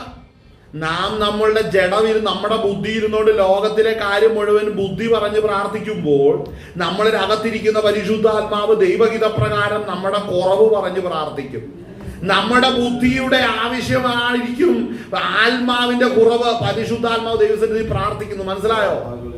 മനസ്സിലായോ? സ്വതന്ത്രം ബുദ്ധി പറയും, എനിക്ക് കിട്ടിയിരിക്കുന്ന വീട് പോരാ, അല്ലെ പണം പോരെന്ന് ബുദ്ധി പറഞ്ഞ് കൂടുതൽ വരുമ്പോൾ അത് പരിശുദ്ധാത്മാവിന്റെ പ്രവർത്തനത്തിനും ദൈവാത്മാവ് നടത്തുന്നതിനും തടസ്സമായിട്ട് ഹൃദയത്തിലിരിക്കുമ്പോൾ പരിശുദ്ധാത്മാവ് നിനക്ക് വേണ്ടി പ്രാർത്ഥിക്കുന്നത്, കർത്താവേ, ഇവന്റെ ജഡ സ്വഭാവത്തിന്, ഇവന്റെ ജഡമോഹത്തിൽ നിന്ന് ഇവന് മാറ്റം വരണം. ലോകമോഹത്തിന് കുഴഞ്ഞിരിക്കുന്നത് കൊണ്ട് ഇവൻ അവിടെ നിന്നൊരു മാറ്റം വരുവാൻ പരിശുദ്ധാത്മാവേ, പിതാവേ, നീ ഇടപെടണമെന്ന് പരിശുദ്ധാത്മാവ് പ്രാർത്ഥിക്കുമ്പോൾ, ഹല്ലേലൂയ, നിന്റെ ഭൗതിക ജീവിതത്തിൽ വലിയ ഇടർച്ചകളും ശൂന്യതകളും നഷ്ടങ്ങളും കടന്നു വരും. അതിന് കാരണം എന്നാണെന്നറിയാവോ? പരിശുദ്ധാത്മാവ് അകത്തിരുന്ന് പ്രാർത്ഥിക്കുകയാണ്. കാരണം എന്നാ? നീ നശിച്ചു പോകുന്നതിന് വേണ്ടി നിന്റെ ബുദ്ധി പ്രാർത്ഥിച്ച് ഈ ഭൂമി കൊണ്ട് തളച്ചിടുവാനല്ല ദൈവം ആഗ്രഹിക്കുന്നത്. നിന്റെ ശരീരം രൂപാന്തരപ്പെടുത്തി അക്കരെ നാട് എത്തിക്കുവാനാണ് പരിശുദ്ധാത്മാവ് ആഗ്രഹിക്കുന്നത്. ആമേൻ, ഹല്ലേലൂയ. അതിനാണ് പരിശുദ്ധാത്മാവ് ഇടപെട്ടുകൊണ്ടിരിക്കുന്നത്. വായിച്ചാട്ടെ, തുറന്ന് വായിച്ചാട്ടെ. ഞാൻ നിങ്ങളോട് സംസാരിച്ച വചനം നിമിത്തം നിങ്ങൾ ഇപ്പോൾ ശുദ്ധിയുള്ളവരാകുന്നു. ഇവിടെ ശ്രദ്ധിക്കണം, ഞാൻ നിങ്ങളോട് സംസാരിച്ച ഈ വചനം നിമിത്തം നിങ്ങൾ ഇപ്പോൾ ശുദ്ധിയുള്ളവരാകുന്നു. എന്നാൽ എന്നിൽ വസിക്കുവിൻ, ഞാൻ നിങ്ങളിലും വസിക്കും. കൊമ്പിലും മുന്തിരിവള്ളിയിൽ വസിച്ചിട്ടല്ലാതെ സ്വയമായി കായ്ക്കുവാൻ കഴിയാത്തതുപോലെ എന്നിൽ വസിച്ചിട്ടല്ലാതെ നിങ്ങൾക്ക് കഴിയുകയില്ല. ഞാൻ മുന്തിരിവള്ളിയും നിങ്ങൾ കൊമ്പുകളുമാകുന്നു. ഒരുത്തൻ എന്നിലും ഞാൻ അവനിലും വസിക്കുന്നു എങ്കിൽ അവൻ വളരെ ഫലം കായ്ക്കും. എന്നെ പിരിഞ്ഞ് നിങ്ങൾക്ക് ഒന്നും ചെയ്യുവാൻ കഴിയുകയില്ല. അപ്പോൾ അവിടെ ശ്രദ്ധിക്കേണ്ട ഒരു കാര്യമാണ്, അവിടെ പറയും എന്നിൽ വസിക്കുക, അല്ലേ? അത് മൂന്നാം വാക്യം ഒന്നുകൂടെ വായിച്ചേ, 15:3 ഒന്നുകൂടെ വായിച്ചേ. ഞാൻ നിങ്ങളോട് സംസാരിച്ച വചനം നിമിത്തം. കണ്ടോ, ഈ സംസാരിക്കുന്ന വചനമാണ് നമുക്ക് രൂപാന്തരം നൽകുന്നത്. നാം നമ്മുടെ ഹൃദയം വചനം പരിശുദ്ധാത്മാവ് നമ്മുടെ ആത്മാവിൽ ക്രിയ ചെയ്യണം. പരിശുദ്ധാത്മാവ് നമ്മുടെ ആത്മാവിൽ വചനം എഴുതുമ്പോൾ മാത്രമാണ് നമ്മുടെ അകമേയുള്ള മനുഷ്യന് രൂപാന്തരം വരുന്നത്. അപ്പോൾ നാം ദൈവത്തിന്റെ വകയായി തീരണമെന്നുണ്ടെങ്കിൽ ദൈവത്തിന്റെ മാറ്റമില്ലാത്ത വചനം നമ്മുടെ ആത്മാവിൽ എഴുതപ്പെടണം. ഇത് സംഭവിക്കുന്നത് പരിശുദ്ധാത്മാവിന് കീഴ്പ്പെടുമ്പോൾ മാത്രമേ ഉള്ളൂ. ദൈവാത്മാവിനാൽ നടത്തപ്പെടുന്നവർക്ക് മാത്രമേ ഉള്ളൂ. ജഡത്തിൽ നടക്കുന്ന ഒരുവനും ദൈവത്തെ അറിയുന്നില്ല കേട്ടോ. ജഡത്തിനൊരിക്കലും ദൈവത്തെ സന്നിധിയിൽ വരുവാനോ ദൈവത്തെ രുചിക്കുവാനോ കഴിയത്തില്ല. ദൈവം ആത്മാവൻ, ജഡത്തിനൊരിക്കലും ആത്മാവിനെ രുചിക്കുവാനോ ആത്മാവിന്റെ വഴിയിൽ പോകുവാനോ സാധിക്കത്തില്ല. അതുകൊണ്ടാണ് ജഡത്തിന്റെ കുറവ് തീർന്നത് കാൽവറിയിൽ കർത്താവായ യേശു ക്രിസ്തു. അങ്ങനെ നമ്മുടെ കുറവ് തീർന്നത് കർത്താവായ യേശു ക്രിസ്തു നമുക്ക് വേണ്ടി പകരക്കാരനായി മരിച്ചത് കൊണ്ടാണ്. അവന്റെ മരണത്തോട് നാം ഏകീഭവിച്ചത് വിശ്വാസ സ്നാനത്തോടു കൂടിയാണ്. ആ വിശ്വാസ സ്നാനത്തോടു കൂടി നമ്മൾ ഏകീഭവിച്ചപ്പോൾ നമ്മുടെ കുറവുകളെ കർത്താവ് പരിഹരിച്ച് പിതാവായ ദൈവത്തോട് നമ്മളെ നിരപ്പിച്ചു. നമ്മെ നിരപ്പിച്ചതിന് ശേഷം നമ്മളിൽ പരിശുദ്ധാത്മാവ് വസിക്കുകയും ദൈവത്തിന്റെ ആത്മാവ് ദൈവരാജ്യത്തിന്റെ പ്രത്യാശയും വചനവും നമ്മുടെ ആത്മാവിൽ എഴുതുവാനിടയായി തീർന്നു. ആമേൻ. അത് എഴുതപ്പെട്ടവർക്ക് മാത്രമേ ദൈവരാജ്യത്തിന് അവകാശികളായി തീരുവാൻ സാധിക്കത്തുള്ളൂ. അപ്പോൾ നമ്മൾ ഇവിടെ ഇത് വായിക്കുമ്പോൾ തന്നെ സ്തോത്രം, ഹല്ലേലൂയ, നമ്മളിവിടെ തിരിച്ചറിയണം എന്താണ് ദൈവത്തിന്റെ ആത്മാവ് ചെയ്യുന്നത്. ആമേൻ. നമ്മൾ വായിച്ച യോഹന്നാന്റെ സുവിശേഷം നമ്മൾ വായിച്ച് മുമ്പോട്ട് പോകുമ്പോൾ ആമേൻ തുടർന്നൊന്ന് വായിച്ചാട്ടെ. എന്നിൽ വസിക്കുവിൻ, ഞാൻ നിങ്ങളിലും വസിക്കും. കൊമ്പിന് മുന്തിരിവള്ളിയിൽ വസിച്ചിട്ടല്ലാതെ സ്വയമായി കായ്ക്കുവാൻ കഴിയാത്തതുപോലെ എന്നിൽ വസിച്ചിട്ടല്ലാതെ നിങ്ങൾക്ക് കഴിയുകയില്ല. ഞാൻ മുന്തിരിവള്ളിയും നിങ്ങൾ കൊമ്പുകളുമാകുന്നു. ഒരുത്തൻ എന്നിലും ഞാൻ അവനിലും വസിക്കുന്നു എങ്കിൽ അവൻ വളരെ ഫലം കായ്ക്കും. എന്നെ പിരിഞ്ഞ് നിങ്ങൾക്കൊന്നും ചെയ്യുവാൻ കഴിയുകയില്ല. മതി. നമുക്ക് അവിടെ മനസ്സിലാക്കണം, ദൈവത്തിന്റെ ആത്മാവ് നമ്മളിൽ വസിക്കണമെന്നുണ്ടെങ്കിൽ ദൈവത്തിന്റെ വചനം നമ്മളിൽ വസിക്കണം. ദൈവത്തിന്റെ ആത്മാവ് വസിക്കുന്നവരുടെ ഹൃദയത്തിലെ ദൈവത്തിന്റെ വചനം ഉള്ളൂ. ആ വചനം അവരെ ജീവിപ്പിക്കുന്ന വചനമാണ്. അവരുടെ പ്രസംഗവും ജീവനുള്ളതായിരിക്കും. അവരുടെ ആരാധന ജീവനുള്ളതായിരിക്കും. കാര്യം ആത്മാവ്, പരിശുദ്ധാത്മാവിന്റെ ചിന്ത ജീവനും സമാധാനവുമാണ്. അപ്പോൾ ജീവൻ നമ്മളിൽ വരുമ്പോൾ നമ്മുടെ ജീവിതം എല്ലാം മാറുവാനിടയായി തീരും. അപ്പോൾ അതിന് കാരണം മനസ്സിലാക്കണം, എന്താണ് ഈ വചനം ചെയ്യുന്നത്. വചനം ചെയ്യുന്നത് മനസ്സിലാക്കണം. എബ്രായ ലേഖനത്തിലേക്ക് കടന്നു വരണം. എബ്രായ ലേഖനം അതിന്റെ 8-ാം അധ്യായം നമ്മൾ വായിക്കുമ്പോൾ, ഹല്ലേലൂയ, 8-ാം അധ്യായം നമ്മൾ വായിക്കുമ്പോൾ സ്തോത്രം അതിന്റെ 10-ാം വാക്യം ഒന്ന് വായിച്ചാട്ടെ.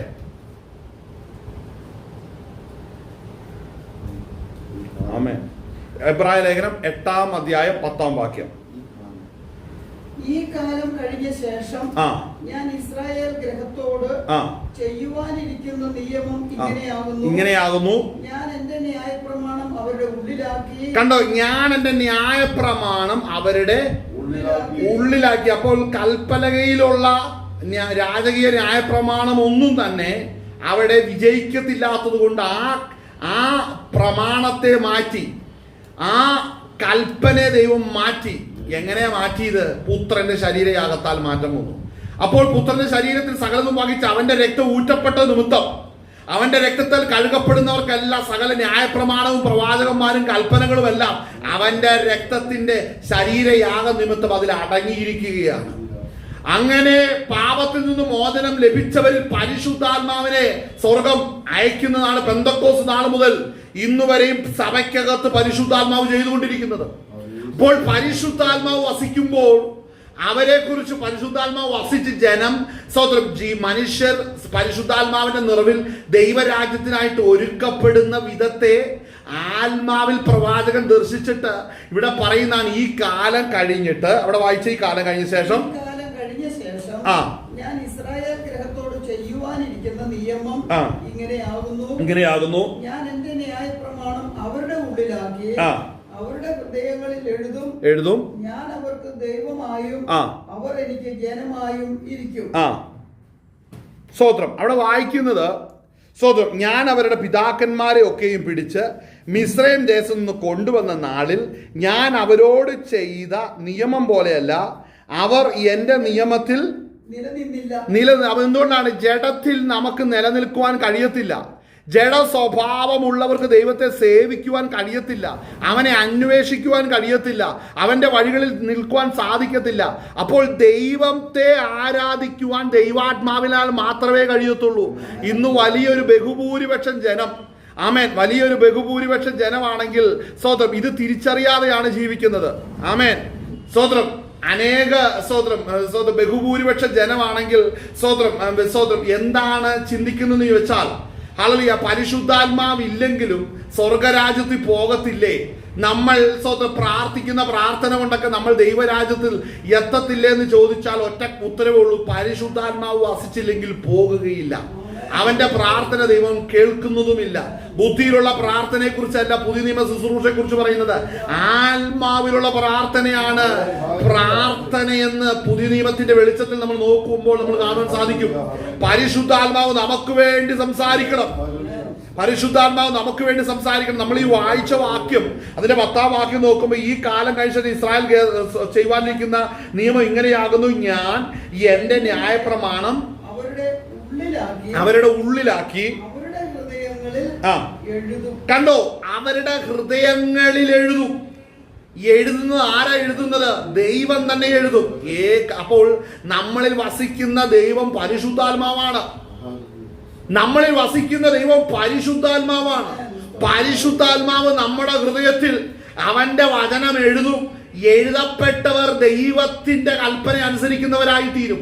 എഴുതപ്പെടുന്നവർ ആരിൽ എഴുതപ്പെട്ടോ അവർ ദൈവരാജ്യത്തിനായി ഒരുക്കപ്പെടും. അപ്പോൾ പരിശുദ്ധാത്മാവ് ഒരുവന്റെ ഹൃദയത്തിൽ ദൈവത്തിന്റെ വചനം എഴുതിയാൽ അവൻ ദൈവരാജ്യത്തിന് അവകാശമായി തീരും കേട്ടോ. അപ്പോൾ ഇങ്ങനെ ഒരു കൽപ്പനയെ കുറിച്ച് മനുഷ്യർക്ക് തിരിച്ചറിവില്ലായിരുന്നു. എപ്പോൾ? പൂർവകാലത്തിൽ. എന്നാൽ ദൈവസഭയുടെ പ്രത്യേകത ഇതാണ്: നാം ആത്മാവിനെ പാനം ചെയ്തപ്പോൾ പരിശുദ്ധാത്മാവ് നമുക്ക് സകലതും വെളിപ്പെടുത്തി തരുവാൻ തുടങ്ങി. നമ്മൾ വായിച്ച റോമാലേഖനം 8-ാം അധ്യായം അതിന്റെ 25, 26, 27 വാക്യം ഒന്ന് വായിക്കാവുന്നതാണ്. 25, 26, 27 8-ന്റെ. ഒരുത്തൻ കാണുന്നതിനായി ഇനി പ്രത്യാശിക്കുന്നത് എന്തിന്? നാം കാണാത്തതിനായി പ്രത്യാശിക്കുന്നു എങ്കിലോ അതിനായി ക്ഷമയോടെ കാത്തിരിക്കുന്നു. അതായത് ഒരു പഴയ നിയമത്തിലേക്ക് നോക്കുമ്പോൾ ഒരുവൻ ചെയ്തു, ഒരുവൻ പ്രവർത്തിച്ചു, ഒരുവൻ വീര്യപ്രവൃത്തികളെ ചെയ്തത് കണ്ട് അവരുടെ പിന്നിൽ നിന്ന് അവരുടെ കാഴ്ചകൾ കണ്ടുകൊണ്ടുള്ള വിശ്വാസമായിരുന്നു ന്യായപ്രമാണത്തിലുണ്ടായിരുന്നത്. എല്ലാവരും മോശയെ പിൻപറ്റി, എല്ലാവരും യോശുവയെ പിൻപറ്റി. അങ്ങനെ അഭിഷിക്തന്മാരായിരുന്ന പലരെയും പിൻപറ്റി. പക്ഷെ ആ വിശ്വാസമല്ല പുതിയ നിയമസഭയ്ക്ക് ദൈവം നൽകിയിരിക്കുന്നത്. കാര്യം, ദൈവത്തിന്റെ ആത്മാവ് ആരിൽ വസിക്കുന്നുവോ അവരുടെ ഹൃദയത്തിൽ ദൈവത്തിന്റെ വചനം പരിശുദ്ധാത്മാവ് എഴുതും. അപ്പോൾ എഴുതുമ്പോൾ അതിനെക്കുറിച്ച് ഇവിടെ പൗലോസ് തന്നെ പറയുന്ന മറ്റൊരു ഭാഗത്തിൽ നിന്ന് നമ്മൾ വായിച്ച 8-ാം അധ്യായം, റോമാലേഖനം 8-ാം അധ്യായം അതിന്റെ 25 മുതൽ വായിക്കുമ്പോൾ, ഒരുത്തൻ കാണുന്നതിനായി ഇനി പ്രത്യാശിക്കുന്നത് എന്തിന്? നാം കാണാത്തതിനായി പ്രത്യാശിക്കുന്നു എങ്കിലോ. അപ്പോൾ മനസ്സിലാക്കണം, പുതിയ നിയമസഭയുടെ പ്രത്യാശ എന്ന് പറയുന്നത് ദൈവരാജ്യമാണ്, സ്വർഗരാജ്യമാണ്. അവിടെ നമ്മെ എത്തിക്കുന്നതിന് വേണ്ടി അതിന് കാരണമായി തീരുന്നത് മോശയെ യോശുവ ഒന്നുമല്ല, പരിശുദ്ധാത്മാവ് മാത്രമാണ്. കാരണം ഇസ്രായേൽ ജനം മോശയെ നോക്കി നിന്നതുപോലെ ഈ തലമുറയിൽ നാം ക്രിസ്തുവിലേക്ക് നോക്കുമ്പോൾ, ക്രിസ്തുവിലേക്ക് നോക്കി എന്നുള്ളതിന്റെ അടയാളമായി പരിശുദ്ധാത്മാവിനെ പ്രാപിച്ചിരിക്കുന്നവർ അവരുടെ ആത്മാവിനെ പരിശുദ്ധാത്മാവ് ഒരുക്കുകയും അവരെ ദൈവരാജ്യത്തിൽ എത്തിക്കുകയും ചെയ്യും. തുടർന്ന് വായിച്ചാട്ടെ. വായിക്കേ. അവണ്ണം തന്നെ കണ്ടോ, നമ്മുടെ ബലഹീനതയ്ക്ക് തുണ നിൽക്കുന്നു. ശ്രദ്ധിക്കണം, നമ്മുടെ ബലഹീനത എന്ന് പറഞ്ഞാൽ ജഡത്തിന് ഒത്തിരി പ്രശ്നങ്ങളുണ്ട് അല്ലേ? ഹല്ലേലൂയ. നമുക്ക് ഒത്തിരി പ്രശ്നങ്ങളുണ്ട്. നമ്മുടെ ജഡ സ്വഭാവം നിമിത്തം നമുക്ക് ജഡ നിമിത്തം നമുക്ക് ദൈവത്തെ അനുഭവിക്കാൻ കഴിയുന്നില്ല. കാര്യം ജഡ സ്വഭാവം എന്ന് പറഞ്ഞാൽ എപ്പോഴും മാറിക്കൊണ്ടിരിക്കും. ഏതൊക്കെ തോന്നലുകൾ, ഏതൊക്കെ വിചാരങ്ങൾ വരുന്നു അതിന്റെ എല്ലാം പുറകെ പോകുന്ന ആളാണ് ജഡം എന്ന് പറയുന്നത്. അത് വചനത്തിന്, സുവിശേഷത്തിനും പരിശുദ്ധാത്മാവിന് എതിരാണ്.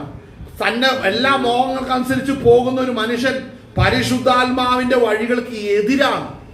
പരിശുദ്ധാത്മാവിന് വിധേയപ്പെടുന്ന ഒരു ദൈവ പൈതൽ ഈ ജഡത്തിന്റെ വഴികളിൽ നിന്ന് സൂക്ഷിച്ചൊഴിയുകയും ചെയ്യും.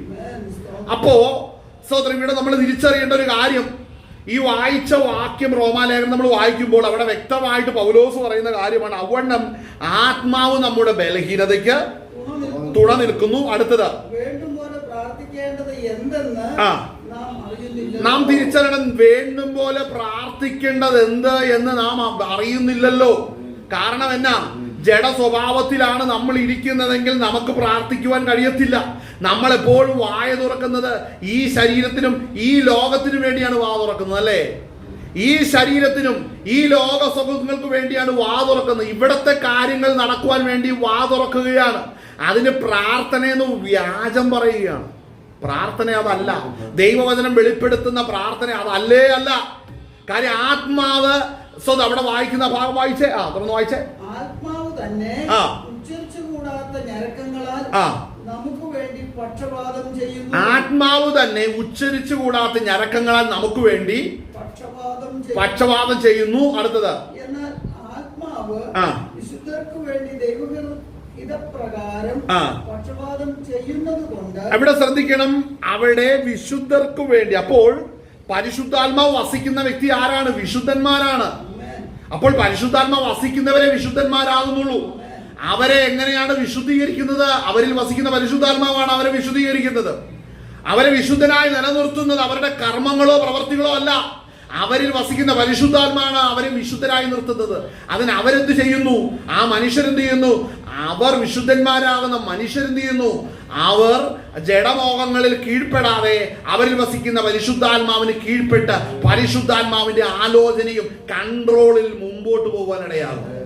അപ്പോ പരിശുദ്ധാത്മാവിനെ കുറിച്ചുകൂടെ പറയുമ്പോൾ അവണ്ണം തന്നെ ആത്മാവ് നമ്മുടെ ബലഹീനതയ്ക്ക് തുണ നിൽക്കുന്നു.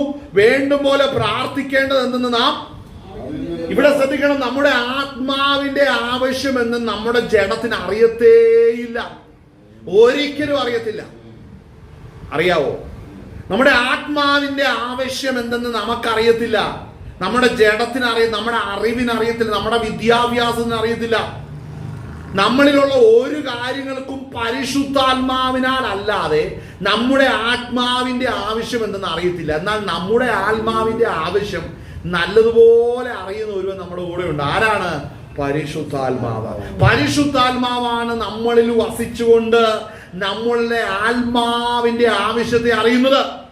നമ്മുടെ ആത്മാവിന്റെ ആവശ്യത്തെ അറിഞ്ഞ് നമ്മുടെ ആത്മാവിന് വേണ്ടി പിതാവിന്റെ സന്നിധിയിൽ പ്രാർത്ഥിക്കുന്ന വലിയ ഒരു ഉത്തരവാദിത്വം പരിശുദ്ധാത്മാവ് ചെയ്തുകൊണ്ടിരിക്കുന്നു. നമ്മൾ അറിയുന്നുമില്ല, നമ്മൾ അറിയുന്നതേ ഇല്ല അത്. ആമേൻ. അതുകൊണ്ടാണ് ഈ കാലം കഴിഞ്ഞ ശേഷം പുതിയൊരു കാലം, ഈ കാലഘട്ട കൃപായുഗത്തിൽ ദൈവത്തിന്റെ ആത്മാവിനാൽ നിറയപ്പെട്ടവരുടെ ഹൃദയത്തിൽ, ഹൃദയമെന്ന മാംസപ്പലകയിൽ പരിശുദ്ധാത്മാവിന്റെ വചനം എഴുതപ്പെടും. ആമേൻ. ഹല്ലേലൂയ. വായിച്ചാട്ടെ റോമാലേഖനം തന്നെ വായിച്ചാട്ടെ, തുടർന്ന് വായിച്ചാട്ടെ. എന്നാൽ ആത്മാവ് വിശുദ്ധർക്ക് വേണ്ടി ദൈവഹിതപ്രകാരം പക്ഷപാതം ചെയ്യുന്നത് കൊണ്ട് ആത്മാവിന്റെ ചിന്ത ഇന്നതെന്ന് ഹൃദയങ്ങളെ പരിശോധിക്കുന്നവൻ അറിയുന്നു. എന്നാൽ ദൈവത്തെ സ്നേഹിക്കുന്നവർക്ക് നിർണയപ്രകാരം വിളിക്കപ്പെട്ടവർക്ക് തന്നെ സകലവും നന്മയ്ക്കായി കൂടി വ്യാപരിക്കുന്നു എന്ന് നാം അറിയുന്നു. അവൻ മുന്നറിഞ്ഞവരെ തന്റെ പുത്രൻ അനേകം സഹോദരന്മാരിൽ ആദ്യജാതനാകേണ്ടതിന് അവന്റെ സ്വരൂപത്തോട് അനുരൂപരാകുവാൻ നിയമിച്ചിരിക്കുന്നു. അപ്പോൾ ശ്രദ്ധിക്കണം, ഈ അനുരൂപമാകുക എന്ന് പറയുമ്പോൾ സ്തോത്രം ഇവിടെ ശ്രദ്ധിക്കേണ്ട ഒരു കാര്യമാണ്. സ്തോത്രം. അവിടെ ആത്മബലഹീനക്ക് തുണ നിൽക്കുന്നു, വേണ്ടുപോലെ പ്രാർത്ഥിക്കുന്നത് നാം അറിയുന്നില്ലല്ലോ. ആത്മാവ് ഉച്ചരിച്ചുകൂടാത്ത ഞരക്കങ്ങളാൽ നമുക്ക് വേണ്ടി പക്ഷപാതം ചെയ്തു. എന്നാൽ ആത്മാവിശുദ്ധർക്ക് വേണ്ടി ദൈവഹിത പ്രകാരം പക്ഷപാതം ചെയ്യുന്നതുകൊണ്ട് ആത്മാവിന്റെ ചിന്ത ഇന്നതെന്ന് ഹൃദയങ്ങളെ പരിശോധിക്കുന്നവൻ. ഹൃദയങ്ങളെ പരിശോധിക്കുന്നത് ഏകനാണ്, അത് സ്വർഗത്തിലെ പിതാവാണ്. അവൻ സ്തോത്രം നമ്മുടെ ഹൃദയങ്ങളുടെ ആവശ്യം അറിയിക്കുന്നത് പരിശുദ്ധാത്മാവാണ്. എന്നാൽ ഹൃദയങ്ങൾ പലതാണ്, കാര്യം വിശുദ്ധന്മാർ പലരാണ്, അല്ലേ? അപ്പോൾ അവരിലിരിക്കുന്ന ആത്മാവാണ് അവരിലെ ആത്മാവിന്റെ ആവശ്യത്തെ. പരിശുദ്ധാത്മാവ് ഏകനാണ്, എന്നാൽ രക്ഷിക്കപ്പെടുന്ന വിശുദ്ധന്മാർ പലരാണ്. ആ പലരാകുന്ന വിശുദ്ധന്മാരുടെ ഹൃദയത്തിൽ വസിക്കുന്ന ഏകനാകുന്ന ഐക്യത്തിന്റെ ആത്മാവാകുന്ന പരിശുദ്ധാത്മാവ് അവരുടെ ഹൃദയത്തിൽ ഇരുന്നു കൊണ്ട് എല്ലാവരെയും ക്രിസ്തുവിൽ ഒന്നായി തീർക്കണം, അല്ലേ? പലരെ പലതാക്കാൻ പറ്റുമോ? ഇല്ല. എല്ലാവരെയും ക്രിസ്തുവിനോട് അനുരൂപമാക്കാനേ കഴിയത്തുള്ളൂ. അതാണ് ഈ പണി. അതുകൊണ്ടാണ് ഈ കഷ്ടതയും കണ്ണുനീരും വേദനയും വരുന്നത്. നമ്മെ ഏതോ ഒരു വ്യക്തിത്വത്തോടു കൂടെ നമ്മളെ പണിതെടുക്കുകയാണ് പരിശുദ്ധാത്മാവ്. നമുക്ക് ഇതുവരെ പരിചയമല്ലാത്ത, നമ്മൾ ഇതുവരെ അനുഭവിക്കാത്ത വഴികളിൽ നടക്കുന്ന ഒരു കാര്യം, ക്രിസ്തുവും നമ്മുടെ ആത്മാവും തമ്മിലുള്ള ദൂരം അത്രമേൽ വലുതാണ്. ആ ദൂരം കുറയ്ക്കുന്ന പദ്ധതിയാണ് പരിശുദ്ധാത്മാവ് ചെയ്തുകൊണ്ടിരിക്കുന്നത്. എത്ര പേര് ഇതിനെ തിരിച്ചറിയുന്നില്ല? വിശുദ്ധ കരങ്ങളിൽ ദൈവത്തെ മഹത്വപ്പെടുത്തിയാട്ടെ. അപ്പോൾ അവിടെ തിരിച്ചറിയണം, ആത്മാവ് വിശുദ്ധ ഇവർക്ക് വേണ്ടി ദൈവഹിത പ്രകാരം പക്ഷപാതം ചെയ്യുന്നത് കൊണ്ട് ആത്മാവിന്റെ ചിന്ത ഇന്നതെന്ന് ഹൃദയങ്ങളെ പരിശോധിക്കുന്നവൻ അറിയുന്നു. ആമേൻ. ഒന്നും കൂടെ വായിക്കുമ്പോൾ ദൈവഹിത പ്രകാരം പക്ഷപാതം ചെയ്തപ്പോൾ ദൈവഹിതം, ദൈവം ഏകനാണ്. അവന്റെ വ്യക്തിത്വം, അവന്റെ പദ്ധതി ഒന്നാണ്. അല്ലാതെ പല മനുഷ്യരെ കാണുമ്പോൾ പദ്ധതികളും പ്ലാനുകളും മാറ്റുന്നില്ല. ദൈവം മാറ്റുന്നുണ്ടോ? ദൈവത്തിന്റെ പ്ലാനുകൾ നമ്മളെ പ്രതി മാറ്റുന്നുണ്ടോ? എന്നെ പ്രതി ഒരു പ്ലാൻ, നിങ്ങളെ പറ്റി ഒരു പ്ലാൻ, കേൾക്കുന്നവരെ പറ്റി ഒരു പ്ലാൻ അല്ല, ഒരു പ്ലാനേ ഉള്ളൂ കർത്താവിന്.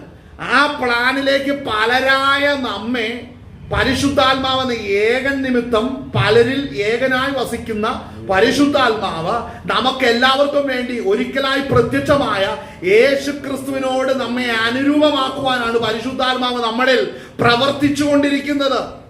അപ്പോൾ നമ്മെ ക്രിസ്തുവിന്റെ രൂപത്തിലേക്ക് കൊണ്ടുവരുവാൻ തുടങ്ങുമ്പോൾ നമ്മുടെ ആത്മാവിന്റെ രൂപവും ക്രിസ്തു എന്ന ദൈവപുത്രന്റെ രൂപവും തമ്മിലുള്ള വ്യത്യാസം വളരെ ദൂരമുള്ളതാണ്, വളരെ അന്തരമുള്ളതാണ്. ആ അന്തരം കുറയ്ക്കുവാനാണ് നമ്മളിൽ പരിശുദ്ധാത്മാവെന്ന കാര്യസ്ഥൻ ഇരുന്നു കൊണ്ട് നമ്മുടെ കുറവുകളെ പിതാവിന്റെ സന്നിധിയിൽ പ്രാർത്ഥിക്കുമ്പോൾ നമ്മുടെ ജഡത്തിന്റെ ജീവിതങ്ങൾ, നമ്മുടെ പുറമേയുള്ള ജീവിതത്തിൽ ഫലം പുറപ്പെടുവിക്കുവാൻ ദൈവത്തിന്റെ വചനമാകുന്ന വാളിറങ്ങി വരുന്നത്. അത് ഇറങ്ങി വന്ന് എന്നിൽ വേണ്ടാത്തതിനെ വെട്ടി നീക്കുമ്പോൾ അവിടെ കണ്ണുനീരും ഭാരവും വേദനയും എഴുന്നേൽക്കും. പക്ഷെ അത് എന്തിനായിട്ടാണ്? ഫലം പുറപ്പെടുവിക്കേണ്ടതിനാണ്. അടുത്തത് ക്രിസ്തുവിൽ വസിക്കേണ്ടതിന് വേണ്ടിയാണ്. അപ്പോൾ പരിശുദ്ധാത്മാവ് നമ്മളെ പണിതില്ലെങ്കിൽ നമുക്കൊരിക്കലും ദൈവത്തിൽ വസിക്കുവാൻ കഴിയത്തില്ല. പരിശുദ്ധാത്മാവിൽ നമ്മളിൽ വസിച്ച് ദൈവഹിതപ്രകാരം നമ്മൾ നടത്തുമ്പോൾ ജീവിതത്തിൽ പ്രതീക്ഷിക്കാത്ത കഷ്ടങ്ങൾ, ഭാരങ്ങൾ, വെല്ലുവിളികൾ, രോഗങ്ങൾ, അനുഭവിക്കാത്ത ക്ലേശങ്ങൾ കടന്നു വരുന്നതിന് കാരണം എൻ്റെ ആത്മാവും ക്രിസ്തുവിന്റെ ആത്മാവും തമ്മിലുള്ള ദൂരം അത്ര വലുതാണ്. അപ്പോൾ എൻ്റെ ജഡത്തെ തൊടുമ്പോഴാണ് എൻ്റെ ആത്മാവ് ഉണരുവാനിടയായിത്തീരുന്നത്.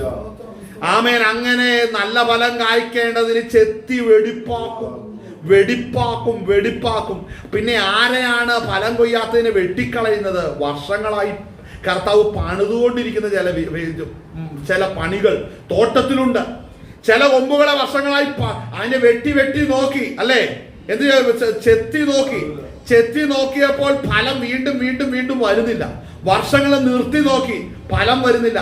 അങ്ങനെ ഫലം പുറപ്പെടുവിക്കാത്തവർ കേൾക്കുന്നുണ്ടെ ചിന്തിച്ചോണം കേട്ടോ. ഇന്ന് ദൈവത്തിന്റെ സന്ദർശനം വരുന്നില്ലെങ്കിൽ ഏതോ ഒരു യാമത്തിൽ നിന്നെ ഈ കൃപയുടെ പദ്ധതിയിൽ നിന്ന് ദൈവം വെട്ടിക്കളയുകയും ചെയ്യും. ആമേൻ. അങ്ങനെയാ വചനം പറയുന്നത്. അതുകൊണ്ട് നമ്മുടെ ജീവിതത്തിൽ ക്ലേശങ്ങൾ, കഷ്ടങ്ങൾ, വേദനകൾ, ഭാരങ്ങൾ, പലവിധമായിട്ടുള്ള സഹനങ്ങൾ കടന്നു വരുമ്പോൾ അതിൽ ക്ലേശിക്കരുത്. എന്നെ കർത്താവ് ചെത്തി വെടിപ്പാക്കിക്കൊണ്ടിരിക്കുകയാണ്.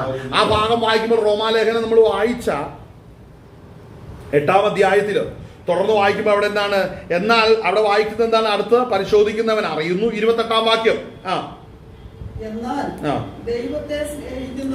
ഇവിടെ ശ്രദ്ധിക്കണം, ഈ വാക്യം വായിക്കുന്ന ഒത്തിരി പേരുണ്ട്. എന്നാൽ ദൈവത്തെ സ്നേഹിക്കുന്നവർക്ക് നിർണയപ്രകാരം വായിച്ചോ, കൂടി വ്യാപരിക്കുന്നു, അറിയുന്നു. അവൻ മുന്നറിഞ്ഞവരെ തന്റെ പുത്രൻ അനേകം സഹോദരന്മാരിൽ ആദ്യജാതനാകേണ്ടതിന് അവന്റെ സ്വരൂപത്തോട് അനുരൂപരാകുവാൻ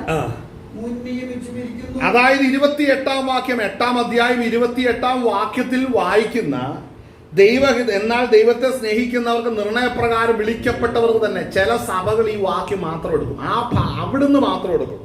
അതായത് ദൈവത്തെ നിർണയപ്രകാരം വിളിക്കപ്പെട്ടവർക്ക് സകലവും നന്മയ്ക്കായി കൂടി വ്യാപരിക്കും. അത്രയും പറഞ്ഞ് ഒരു ദിവസം മുഴുവൻ കളയുന്ന ഒത്തിരി സഭകളും പ്രസ്ഥാനങ്ങളും ശുശ്രൂഷകളുണ്ട്.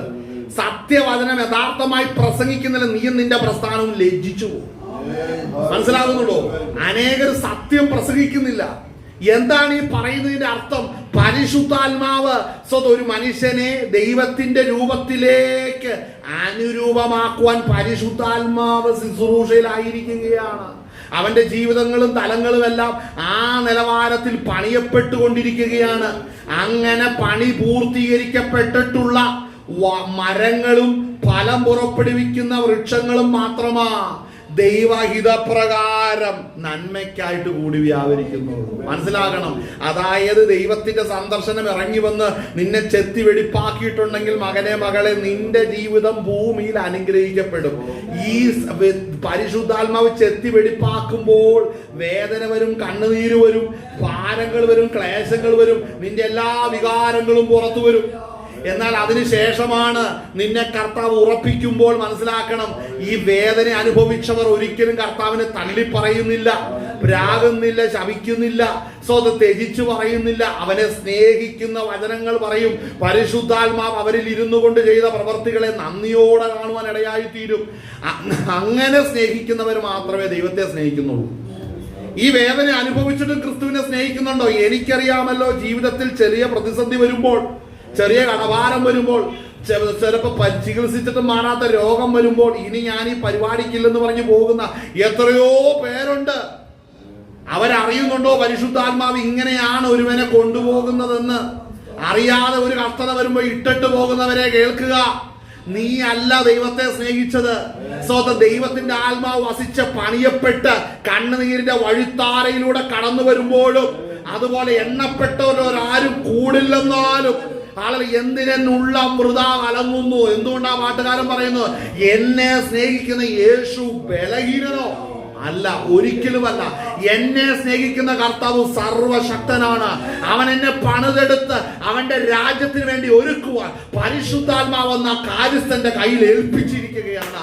ആ പദ്ധതി പൂർത്തീകരിക്കപ്പെടുമ്പോൾ അവന്റെ രാജ്യത്തിൽ എന്നെ ചേർക്കുവാൻ ഇടയായിത്തീരും. ആ വലിയ പദ്ധതിയിലേക്ക് വരുന്നതിന് വേണ്ടി എന്നെ ക്രിസ്തുവിനോട് അനുരൂപമാക്കുവാനാണ് ഇന്ന് കർത്താവ് എന്നെ സ്നേഹിച്ചു കൊണ്ടിരിക്കുന്നത്. മനസ്സിലാക്കണമേ, ആ സ്നേഹത്തിന്റെ അകത്ത് കണ്ണുനീരുണ്ട്, ആ സ്നേഹത്തിന്റെ അകത്ത് മുറിവുകളുണ്ട്, ആ സ്നേഹത്തിന്റെ അകത്ത് ഭാരങ്ങളുണ്ട്, ആ സ്നേഹത്തിന്റെ അകത്ത് പരാജയത്തിന്റെ എണ്ണങ്ങളുണ്ട്. ആ ഒരു പ്രതിസന്ധിയും ഈ വക ഒരു കഷ്ടതയും യേശുക്രിസ്തുവിന്റെ സ്നേഹത്തിൽ നിന്ന് വേർപെടുത്തുന്നില്ല. ആമേൻ പറയുവാൻ സാധിക്കുവോ? എത്ര പേർക്ക് പറയുവാൻ? ഈ വക കഷ്ടങ്ങൾക്കൊന്നും തന്നെ എന്നെ ക്രിസ്തുയേശുവിന്റെ സ്നേഹത്തിൽ നിന്ന് വേർപെടുത്തുവാനായിട്ട് കഴിയുകയില്ലെന്ന് എത്ര പേർക്ക് പറയുവാൻ കഴിയും? നമ്മൾ വായിച്ച 8-ാം അധ്യായത്തിന്റെ സ്തോത്രം, ഹല്ലേലൂയ, സ്തോത്രം, ഹല്ലേലൂയ, അതിന്റെ 35-ാം വാക്യം നമുക്കൊന്ന് വായിക്കാം. ഹല്ലേലൂയ. അവിടെ വായിക്കുന്ന എന്താണ്? ക്രിസ്തുവിന്റെ സ്നേഹത്തിൽ നിന്ന് നമ്മെ വേർപിരിക്കുന്നത് ആര്? കഷ്ടതയോ സങ്കടമോ? റോമാലേഖനം 8-ാം അധ്യായം 35-ാം വാക്യം. ആമേൻ. അവിടെ വായിക്കുന്ന എന്താണെന്ന് വായിച്ചേ, വേഗം വേഗം വായിക്കേ. ഹല്ലേലൂയ. ക്രിസ്തുവിന്റെ സ്നേഹത്തിൽ നിന്ന് നമ്മെ വേർപിരിക്കുന്നത് ആര്? കാര്യം ചേർത്തത് എന്നിൽ വസിക്കുന്നവനെ ആരും ഒരു നാളും തള്ളിക്കളയില്ല. മനസ്സിലാകുന്നുണ്ടോ? ക്രിസ്തുവിൽ വസിക്കുന്നവനെ കർത്താവ് ഒരു നാളും തള്ളിക്കളയുന്നില്ല. കർത്താവ് തള്ളിക്കളയുന്നില്ല. ആമേൻ. അപ്പോൾ കർത്താവ് ഒട്ടിച്ചതാണെങ്കിൽ ഇതിന്റെ പിന്നിൽ ഒത്തിരി വേദനകളുണ്ട്, ഒത്തിരി ഭാരങ്ങളുണ്ട്. ആ വേദനയും ഭാരവും സഹിക്കാനാണ് ഈ ചങ്ങല ധരിച്ച് അവന്റെ നാമത്തിന് വേണ്ടി നിൽക്കുന്നത്. ആമേൻ. അതുകൊണ്ട് ഇന്ന് അനേകര് ഈ ചങ്ങല ധരിക്കാൻ മനസ്സില്ലാത്തവരുണ്ട്, അവരവരുടെ വഴികൾക്ക് പോകുന്നവരുണ്ട്. മനസ്സിലാക്കണം, അവരാരുമല്ല ദൈവത്തെ സ്നേഹിച്ചത്. എവിടെയൊക്കെയാണ്? 35-ാം വാക്യം വായിച്ചേ. ക്രിസ്തുവിന്റെ സ്നേഹത്തിൽ നിന്ന് നമ്മെ വേർപിരിക്കുന്നത് ആര്? അടുത്തത് കണ്ടോ? കഷ്ടത. കഷ്ടത കാര്യം എന്നാ? ഈ സ്നേഹം എന്നിൽ വരുന്നതിന് മുമ്പ് പരിശുദ്ധാത്മാവ് ദൈവഹിതപ്രകാരം പക്ഷപാതം ചെയ്തപ്പോൾ എന്റെ പാപ സ്വഭാവത്തിൽ നിന്ന് എന്നെ വീണ്ടെടുക്കേണ്ടതിന് വേണ്ടി ഞാൻ കഷ്ടതയിലൂടെ പോയതാണ്. ആമേൻ. ആ നിനക്ക് വീണ്ടും ഒരു കഷ്ടത വരാൻ ദൈവം സമ്മതിക്കില്ല കേട്ടോ. അത് മനസ്സിലാക്കണം. കഷ്ടത വരല്ലേ, കഷ്ടത വരല്ലേ എന്ന് പറഞ്ഞ് പ്രാർത്ഥിച്ചുകൊണ്ട് നടക്കുന്ന ഒത്തിരി പേരുണ്ട്. പക്ഷേ കഷ്ടത വരല്ലേ എന്ന് പ്രാർത്ഥിക്കുന്ന നിന്റെ പ്രാർത്ഥനയ്ക്ക് എന്ത് നീതിയുള്ള? എന്തെങ്കിലും അനുഭവിച്ചിട്ടുണ്ടോ? നീ എന്താ അനുഭവിച്ചത്? കുറെ കഷ്ടത അനുഭവിച്ചിട്ടുണ്ട്. മകനെ, ആത്മാവിനെ പ്രാപിക്കാത്ത നീ അനുഭവിക്കുന്ന കഷ്ടതയ്ക്കൊന്നും കർത്താവ് ഉത്തരവാദിയല്ല കേട്ടോ. പരിശുദ്ധാത്മാവ് വസിക്കാതെ ദൈവാത്മാവ് നടത്തപ്പെടാത്ത നീ അനുഭവിക്കുന്ന കഷ്ടതയ്ക്കൊന്നും കർത്താവ് ഉത്തരവാദിയല്ല.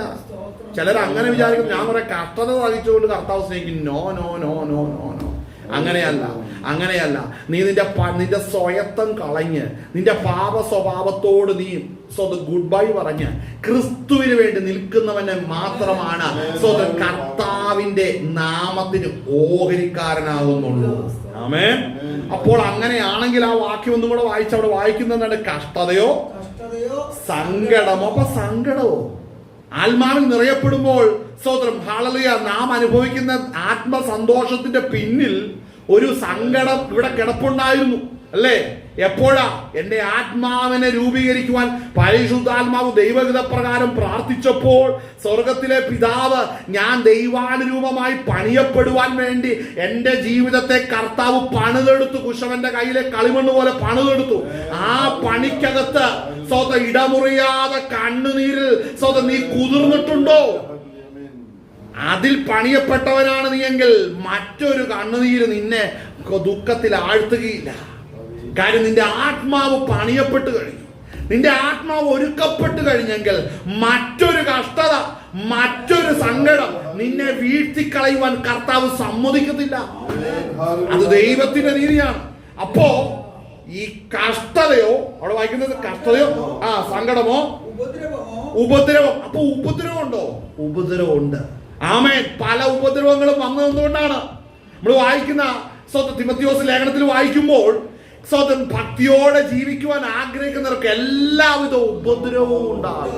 അപ്പോൾ ഭക്തി നിന്നിൽ വെളിപ്പെടുവാൻ വേണ്ടി കർത്താവ് അത്ഭുതങ്ങളെ നിന്റെ ജീവിതത്തെ പണിതുറപ്പിച്ചപ്പോൾ, പലതും നിന്റെ ജീവിതത്തിൽ നഷ്ടം വന്നപ്പോൾ, പലരും നിന്നെ ത്യജിച്ച് ഓടിപ്പോയപ്പോൾ ഹല്ലേലൂയ, നീ ചിന്തിച്ചോ നീ ഒറ്റപ്പെട്ടോ? നിന്നെ വിളിച്ചവൻ ദൈവമാണ്. നിന്നെ വിളിച്ചത് കർത്താവിന്റെ സ്നേഹമാണ്. അതൊരിക്കലും നിന്നെ പുറത്ത് കളയത്തില്ല. കർത്താവ് പണിതൊന്നും എവിടെ ഇരിക്കില്ലെന്നറിയാവോ? കർത്താവിന്റെ കൈ തൊട്ടതൊന്നും വേലിയുടെ പുറത്തും അപ്പുറത്തെ പറമ്പിലും പന്നിക്കൂട്ടിലൊന്നും അല്ല ദൈവം കൊണ്ട് വെക്കുന്നത്. മനസ്സിലാവുന്നുണ്ടോ? പരിശുദ്ധാത്മാവിനാൽ പണിയപ്പെട്ടതാണെങ്കിൽ അത് സകലരും കാണുകയാണ് ദൈവം ഉയർത്തി വെക്കുന്നുള്ളൂ. എന്നാൽ അത് തിരിച്ചറിയണം. ആത്മാവിനാൽ പണിയപ്പെട്ട നിന്റെ മുമ്പിൽ കണ്ണുനീര് നിന്നെ ഇനി തളർത്തുകയില്ല. ആത്മാവിനാൽ പണിയപ്പെട്ട നിന്റെ മുമ്പിൽ കഷ്ടത നിന്നെ തളർത്തുകയില്ല. ഹല്ലേലൂയ. കഷ്ടതയോ സങ്കടമോ ഉപദ്രവമോ ഇവയൊന്നും തന്നെ ഹല്ലേലൂയ നിന്നെ തളർത്തുകയില്ല. കാര്യം നിന്നെ പണിത് എടുത്തത് ഈ റൂട്ടിലൂടെ തന്നെയാണ്. അതുകൊണ്ട് ആത്മാവിനെ പണിയപ്പെട്ട് നീ കടന്നുപോയ ദുഃഖത്തിന്റെ വഴിത്താരയിൽ നീ അനുഭവിച്ചതും വേദനപ്പെട്ടതുമായ കണ്ണുനീരിന്റെ അനുഭവം, അത് നിന്റെ ജീവിതത്തിൽ ഇനി മടങ്ങി വന്നാലും അതൊന്നും നിന്നെ തളർത്തുകയില്ലെന്നാ പറഞ്ഞത്. കണ്ണുനീര് വരില്ലെന്നല്ല, കഷ്ടത വരില്ലെന്നല്ല, പ്രയാസം വരുന്നില്ലെന്നല്ല, ഇനി എത്ര വന്നാലും അതൊന്നും മകനെ നിന്നെ തളർത്തുവാൻ കർത്താവ് അനുവദിക്കത്തില്ലെന്നാ ദൈവത്തിന്റെ വചനം പറയുന്നത്. അപ്പോൾ അവൾ വായിക്കുമ്പോൾ ആ ഭാഗം മുഴുവൻ വായിക്കുക. ക്രിസ്തുവിന്റെ സ്നേഹത്തിൽ നിന്ന് നമ്മെ വായിച്ചോ. കഷ്ടതയോ സങ്കടമോ ഉപദ്രവമോ പട്ടിണിയോ നഗ്നതയോ ആപത്തോ വാളോ നിന്റെ നിമിത്തം ഞങ്ങളെ ഇടവിടാതെ കൊല്ലുന്നു. അറുക്കുവാനുള്ള ആളുകളെ പോലെ ഞങ്ങളെ കണ്ടോ? ഇതൊക്കെ ജീവിതത്തിൽ വീണ്ടും വരും. പക്ഷെ അവിടെ ഏതൊക്കെ സംഭവിക്കുമ്പോഴും നമ്മളെ ഇത് തൊടാതെ നിൽക്കും. ആത്മീയന്റെയും ഭക്തന്റെയും വിശുദ്ധന്റെ പ്രത്യേകത ഇതാണ്. ദൈവം വിശുദ്ധമായി പണിയപ്പെട്ടെങ്കിൽ വീണ്ടും ഈ കഷ്ടതകൾ ജീവിതത്തിൽ വന്നാലും ഇതൊന്നും നിന്നെ തൊടുകയില്ലെന്നാ പറഞ്ഞത്. ഇത് വരില്ലെന്നല്ല, വന്ന് നിന്റെ മുമ്പിൽ എത്ര കണ്ട് ആടി നൃത്തമാടി കളിച്ചാലും ശരി, നിന്നെ ഇതൊന്നും തൊടൂല. ആ ജയകരമായ ജീവിതമാണ് തരുന്നത്. മനസ്സിലാകുന്നുണ്ടോ? എന്നാൽ ഇതേ പ്രതിസന്ധി ഈ ആത്മാവില്ലാത്തൊരു ലോക മനുഷ്യനെന്ന പിറ്റേ ദിവസം ഉത്തരത്തെ കെട്ടിത്തൂങ്ങി നിൽക്കും. അല്ലേ? ഒരു ഭക്തൻ അനുഭവിക്കുന്ന കഷ്ടത ഈ ആത്മാവില്ലാതെ രക്ഷിക്കപ്പെടാത്ത അനേകരുടെ ജീവിതത്തിലാണ് കടന്നു വരുന്നെങ്കിൽ ഭൂമിയിൽ നിന്ന് ഗുഡ് ബൈ പറഞ്ഞു പോകുന്നത് കണ്ടിട്ടുണ്ടോ? ഞാൻ കണ്ടിട്ടുണ്ട്. എന്തുകൊണ്ടാണ്? ഈ ആത്മാവിനാൽ പണിയപ്പെടുന്ന നിന്റെ ജീവിതം വളരെ പിന്നീട് കഷ്ടങ്ങൾ വരുമ്പോൾ അതിൽ തളരുവാൻ ദൈവം സമ്മതിക്കത്തില്ല. അവിടെ മനസ്സിലാക്കേണ്ട ഒരു കാര്യം, നിന്റെ നിമിത്തം ഞങ്ങളെ ഇടപെടാതെ കൊല്ലുന്നു. അല്ലെ? നിന്റെ നിമിത്തം ഞങ്ങളെ ഇടപെടാതെ കൊല്ലുന്നു, അറുക്കുവാനുള്ള ആടുകളെ പോലെ ഞങ്ങളെ കണ്ടോ. ഇത് ക്രിസ്തുവിനെ കർത്താവിന്റെ കഷ്ടാനുഭവങ്ങളെ വെളിപ്പെടുത്തുമ്പോൾ ആ വചനത്തിന്റെ അനുഭവങ്ങളാണ് നമ്മുടെ ജീവിതത്തിൽ വരുന്നത്. നമ്മെ ഇതുപോലെ എണ്ണുന്ന അനേകരെ നിങ്ങൾ കാണും. അതുപോലെ സ്തോത്രം ഹാളിലെ കൊല്ലുവാൻ പദ്ധതി ഇടുന്നവരെ നിങ്ങളുടെ കൺമുമ്പിൽ കാണും. പക്ഷേ മനസ്സിൽ ഇതൊക്കെ സംഭവിക്കുമ്പോഴും അസ്തോത്രം ലോക മനുഷ്യനെ പോലെ നിന്നെ തളരാൻ കിട്ടത്തില്ലെന്നാ പറഞ്ഞേ. നിന്നെ അതിന്റെ മുമ്പിൽ സ്തോത്രം വിടുന്ന ഒരു ദൈവമല്ല. അതിനു മുമ്പിൽ നീ ചെല്ലില്ലെന്നല്ല, അതിന്റെ മുമ്പിൽ വരും. പക്ഷെ അതിനു മുമ്പിൽ നിന്നെ തളരാൻ വിടത്തില്ല. അതിന്റെ മുമ്പിൽ നിന്നെ കീഴടങ്ങുവാൻ പരിശുദ്ധാത്മാവ് വിടത്തില്ല. അടുത്ത വാക്യോട് വായിച്ചേ. കണ്ടോ, നാമോ നമ്മെ സ്നേഹിച്ചവൻ മുഖാന്തരം ഈ അനുഭവിച്ചതിലും ഇനി അനുഭവിക്കാനുള്ളതിലും എല്ലാം പൂർണ്ണ ജയം പ്രാപിക്കുന്നു. കാരണം എന്നാ? ഇതൊക്കെ സഹിക്കുവാനുള്ള കാരണം എന്നെ പണിത ആത്മാവ് എന്നെ രൂപാന്തരപ്പെടുത്തുവാൻ ഉയരത്തി കൊണ്ടുപോകാനുള്ള പണിയില്ല. അതുകൊണ്ട് ഈ ലോകത്തിന്റെ എന്തെങ്കിലും ഒരു കഷ്ടത നിന്നെ യേശുവെന്ന് വെച്ച് നീ അവിടെ തളരുവാനായിട്ട് സാധിക്കത്തില്ല. കാര്യം നിന്നെ പണിതത് മനുഷ്യനല്ല, നിന്നെ പണിതത് ദൈവമാണ്, പരിശുദ്ധാത്മാവാണ് നിന്നെ പണിതത്. ആ പണി ഈ ലോകത്തിന്റെ ഒരു കഷ്ടതയ്ക്കും നിന്നെ ഒതുക്കി നിർത്തുവാനായിട്ട് സാധിക്കത്തില്ലെന്നാണ് പറഞ്ഞത്. ആമേൻ. ഈ വക പ്രതിസന്ധികൾക്കൊന്നും നിന്നെ ഒതുക്കുവാൻ സാധിക്കത്തില്ല.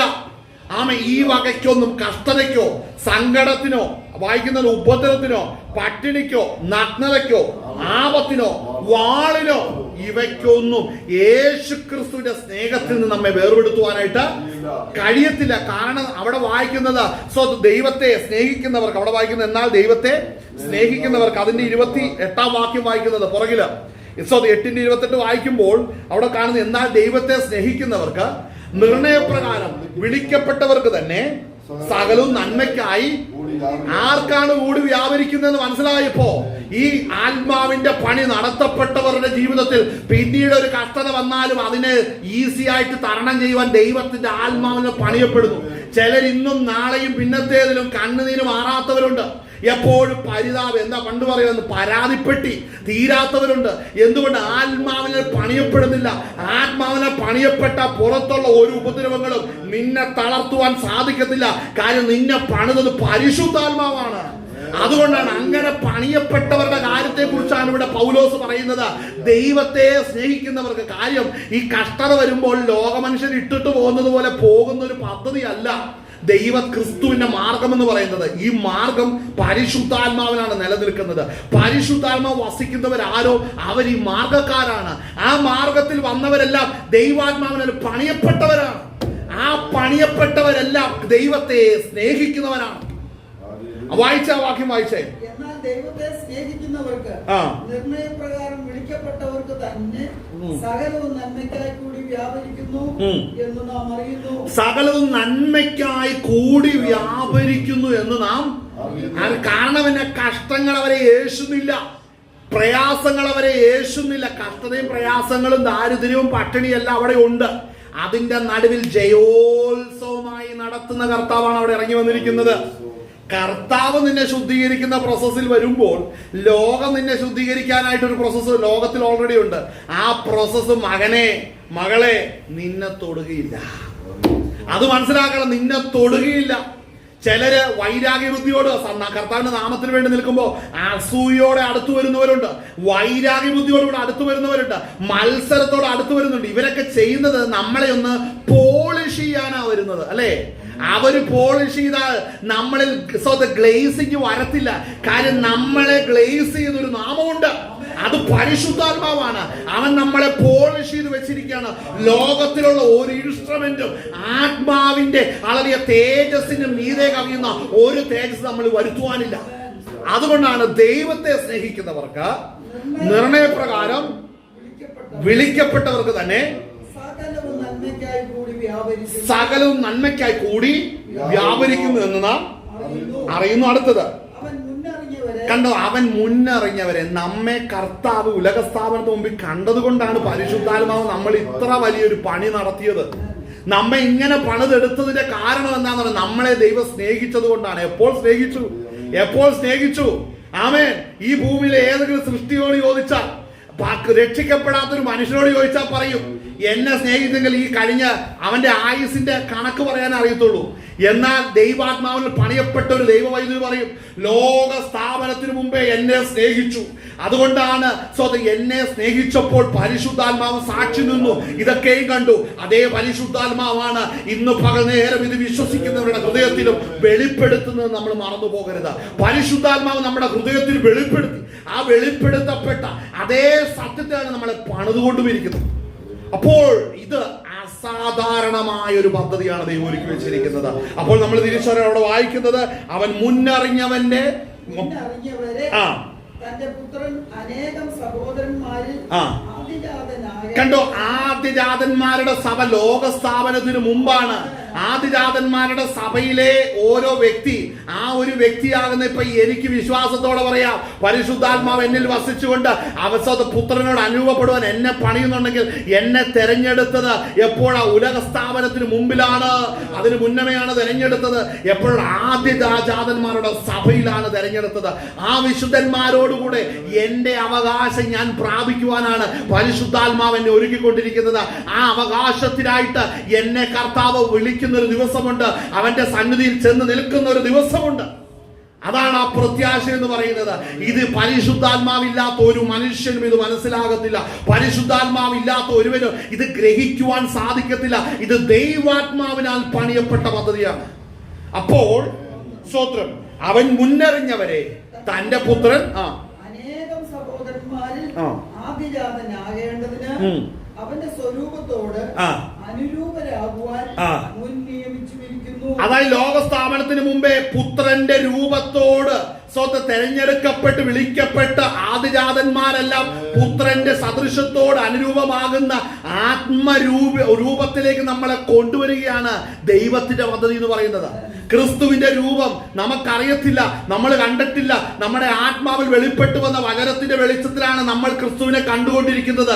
എന്നാൽ നമ്മുടെ ആത്മാവ് ക്രിസ്തുവിനെ മുഖാമുഖം കാണേണ്ടതിന് നമ്മുടെ അകമയുള്ള മനുഷ്യന്റെ ഇന്ദ്രിയങ്ങളും അവയവങ്ങളും ക്രിസ്തുവിന് അനുരൂപമായി പണിയപ്പെടുന്ന നാളുകളിലാണ് ഒരു ഭക്തനെ, ഒരു വിശുദ്ധനെ സ്വർഗമാക്കി വെച്ചിരിക്കുന്നത്. അപ്പോൾ ആ പദ്ധതി എന്ന് പറയുന്നത് വളരെ വിശാലമായ പദ്ധതിയാണ്, ഉന്നതമായ പദ്ധതിയാണ്. ആമേൻ, ആമേൻ.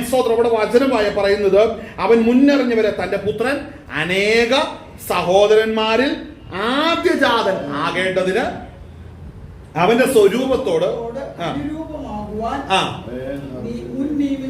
അപ്പൊ മുൻ നിയമിച്ച പിതാവ് പുത്രൻ ദൈവസന്നിധിയിൽ വെളിപ്പെടും, നിത്യതയിൽ വെളിപ്പെടും. നിത്യത കാലങ്ങൾക്കും സമയങ്ങൾക്കും മീതെ ഉയർന്നതാണ്.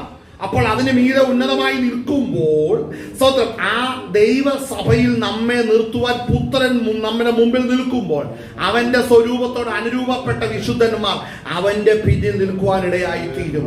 ആ പദ്ധതിക്ക് വേണ്ടി നമ്മെ കർത്താവ് തെരഞ്ഞെടുത്തു.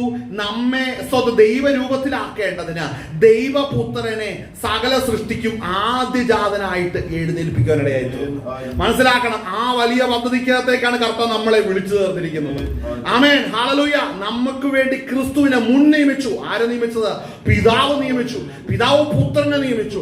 ആ പുത്രന്റെ രൂപത്തോട് അനുരൂപമാകുവാൻ, ആത്മരൂപത്തോട് അനുരൂപമാകുവാൻ നമ്മുടെ അകമയുള്ള മനുഷ്യൻ ഈ നാളുകൾ പരിശുദ്ധാത്മാവിനാൽ രൂപീകരിക്കപ്പെടുകയാണ്. അതുകൊണ്ടാണ് എന്നെ കേൾക്കുന്ന മകനെ, മകളെ, നീ കഷ്ടത്തിലൂടെ പോകുന്നത്, നിന്നെ ചെത്തി വെടിപ്പാക്കുന്നത് പുത്രന്റെ രൂപം നിന്നിൽ വെളിപ്പെടുവാനാണ്. പുത്രന്റെ ഭാവം നിന്നിൽ വെളിപ്പെടുവാൻ നിന്നെ ചെത്തി വെടിപ്പാക്കിക്കൊണ്ടിരിക്കുകയാണ്. അതുകൊണ്ട് നീ ഭാരപ്പെടരുത്, ദൈവകൃപയിൽ ശരണപ്പെടുക. കർത്താവിന്റെ വരവ് വാതിൽക്ക് തന്നെ ആയിരിക്കുന്നു. കർത്താവ് നിങ്ങളെ ഒരുക്കുമാറാകട്ടെ, ബലപ്പെടുത്തുമാറാകട്ടെ. നമുക്ക് ദൈവത്തിന് നമ്മുടെ കണ്ണുകൾ അടയ്ക്കാൻ നമുക്ക് പ്രാർത്ഥിക്കാം. കർത്താവിന്റെ സന്നിധിയിൽ നമ്മളെ തന്നെ പൂർണ്ണമായി നമുക്ക് സമർപ്പിച്ച് ഇന്ന് പകൽ നമുക്ക്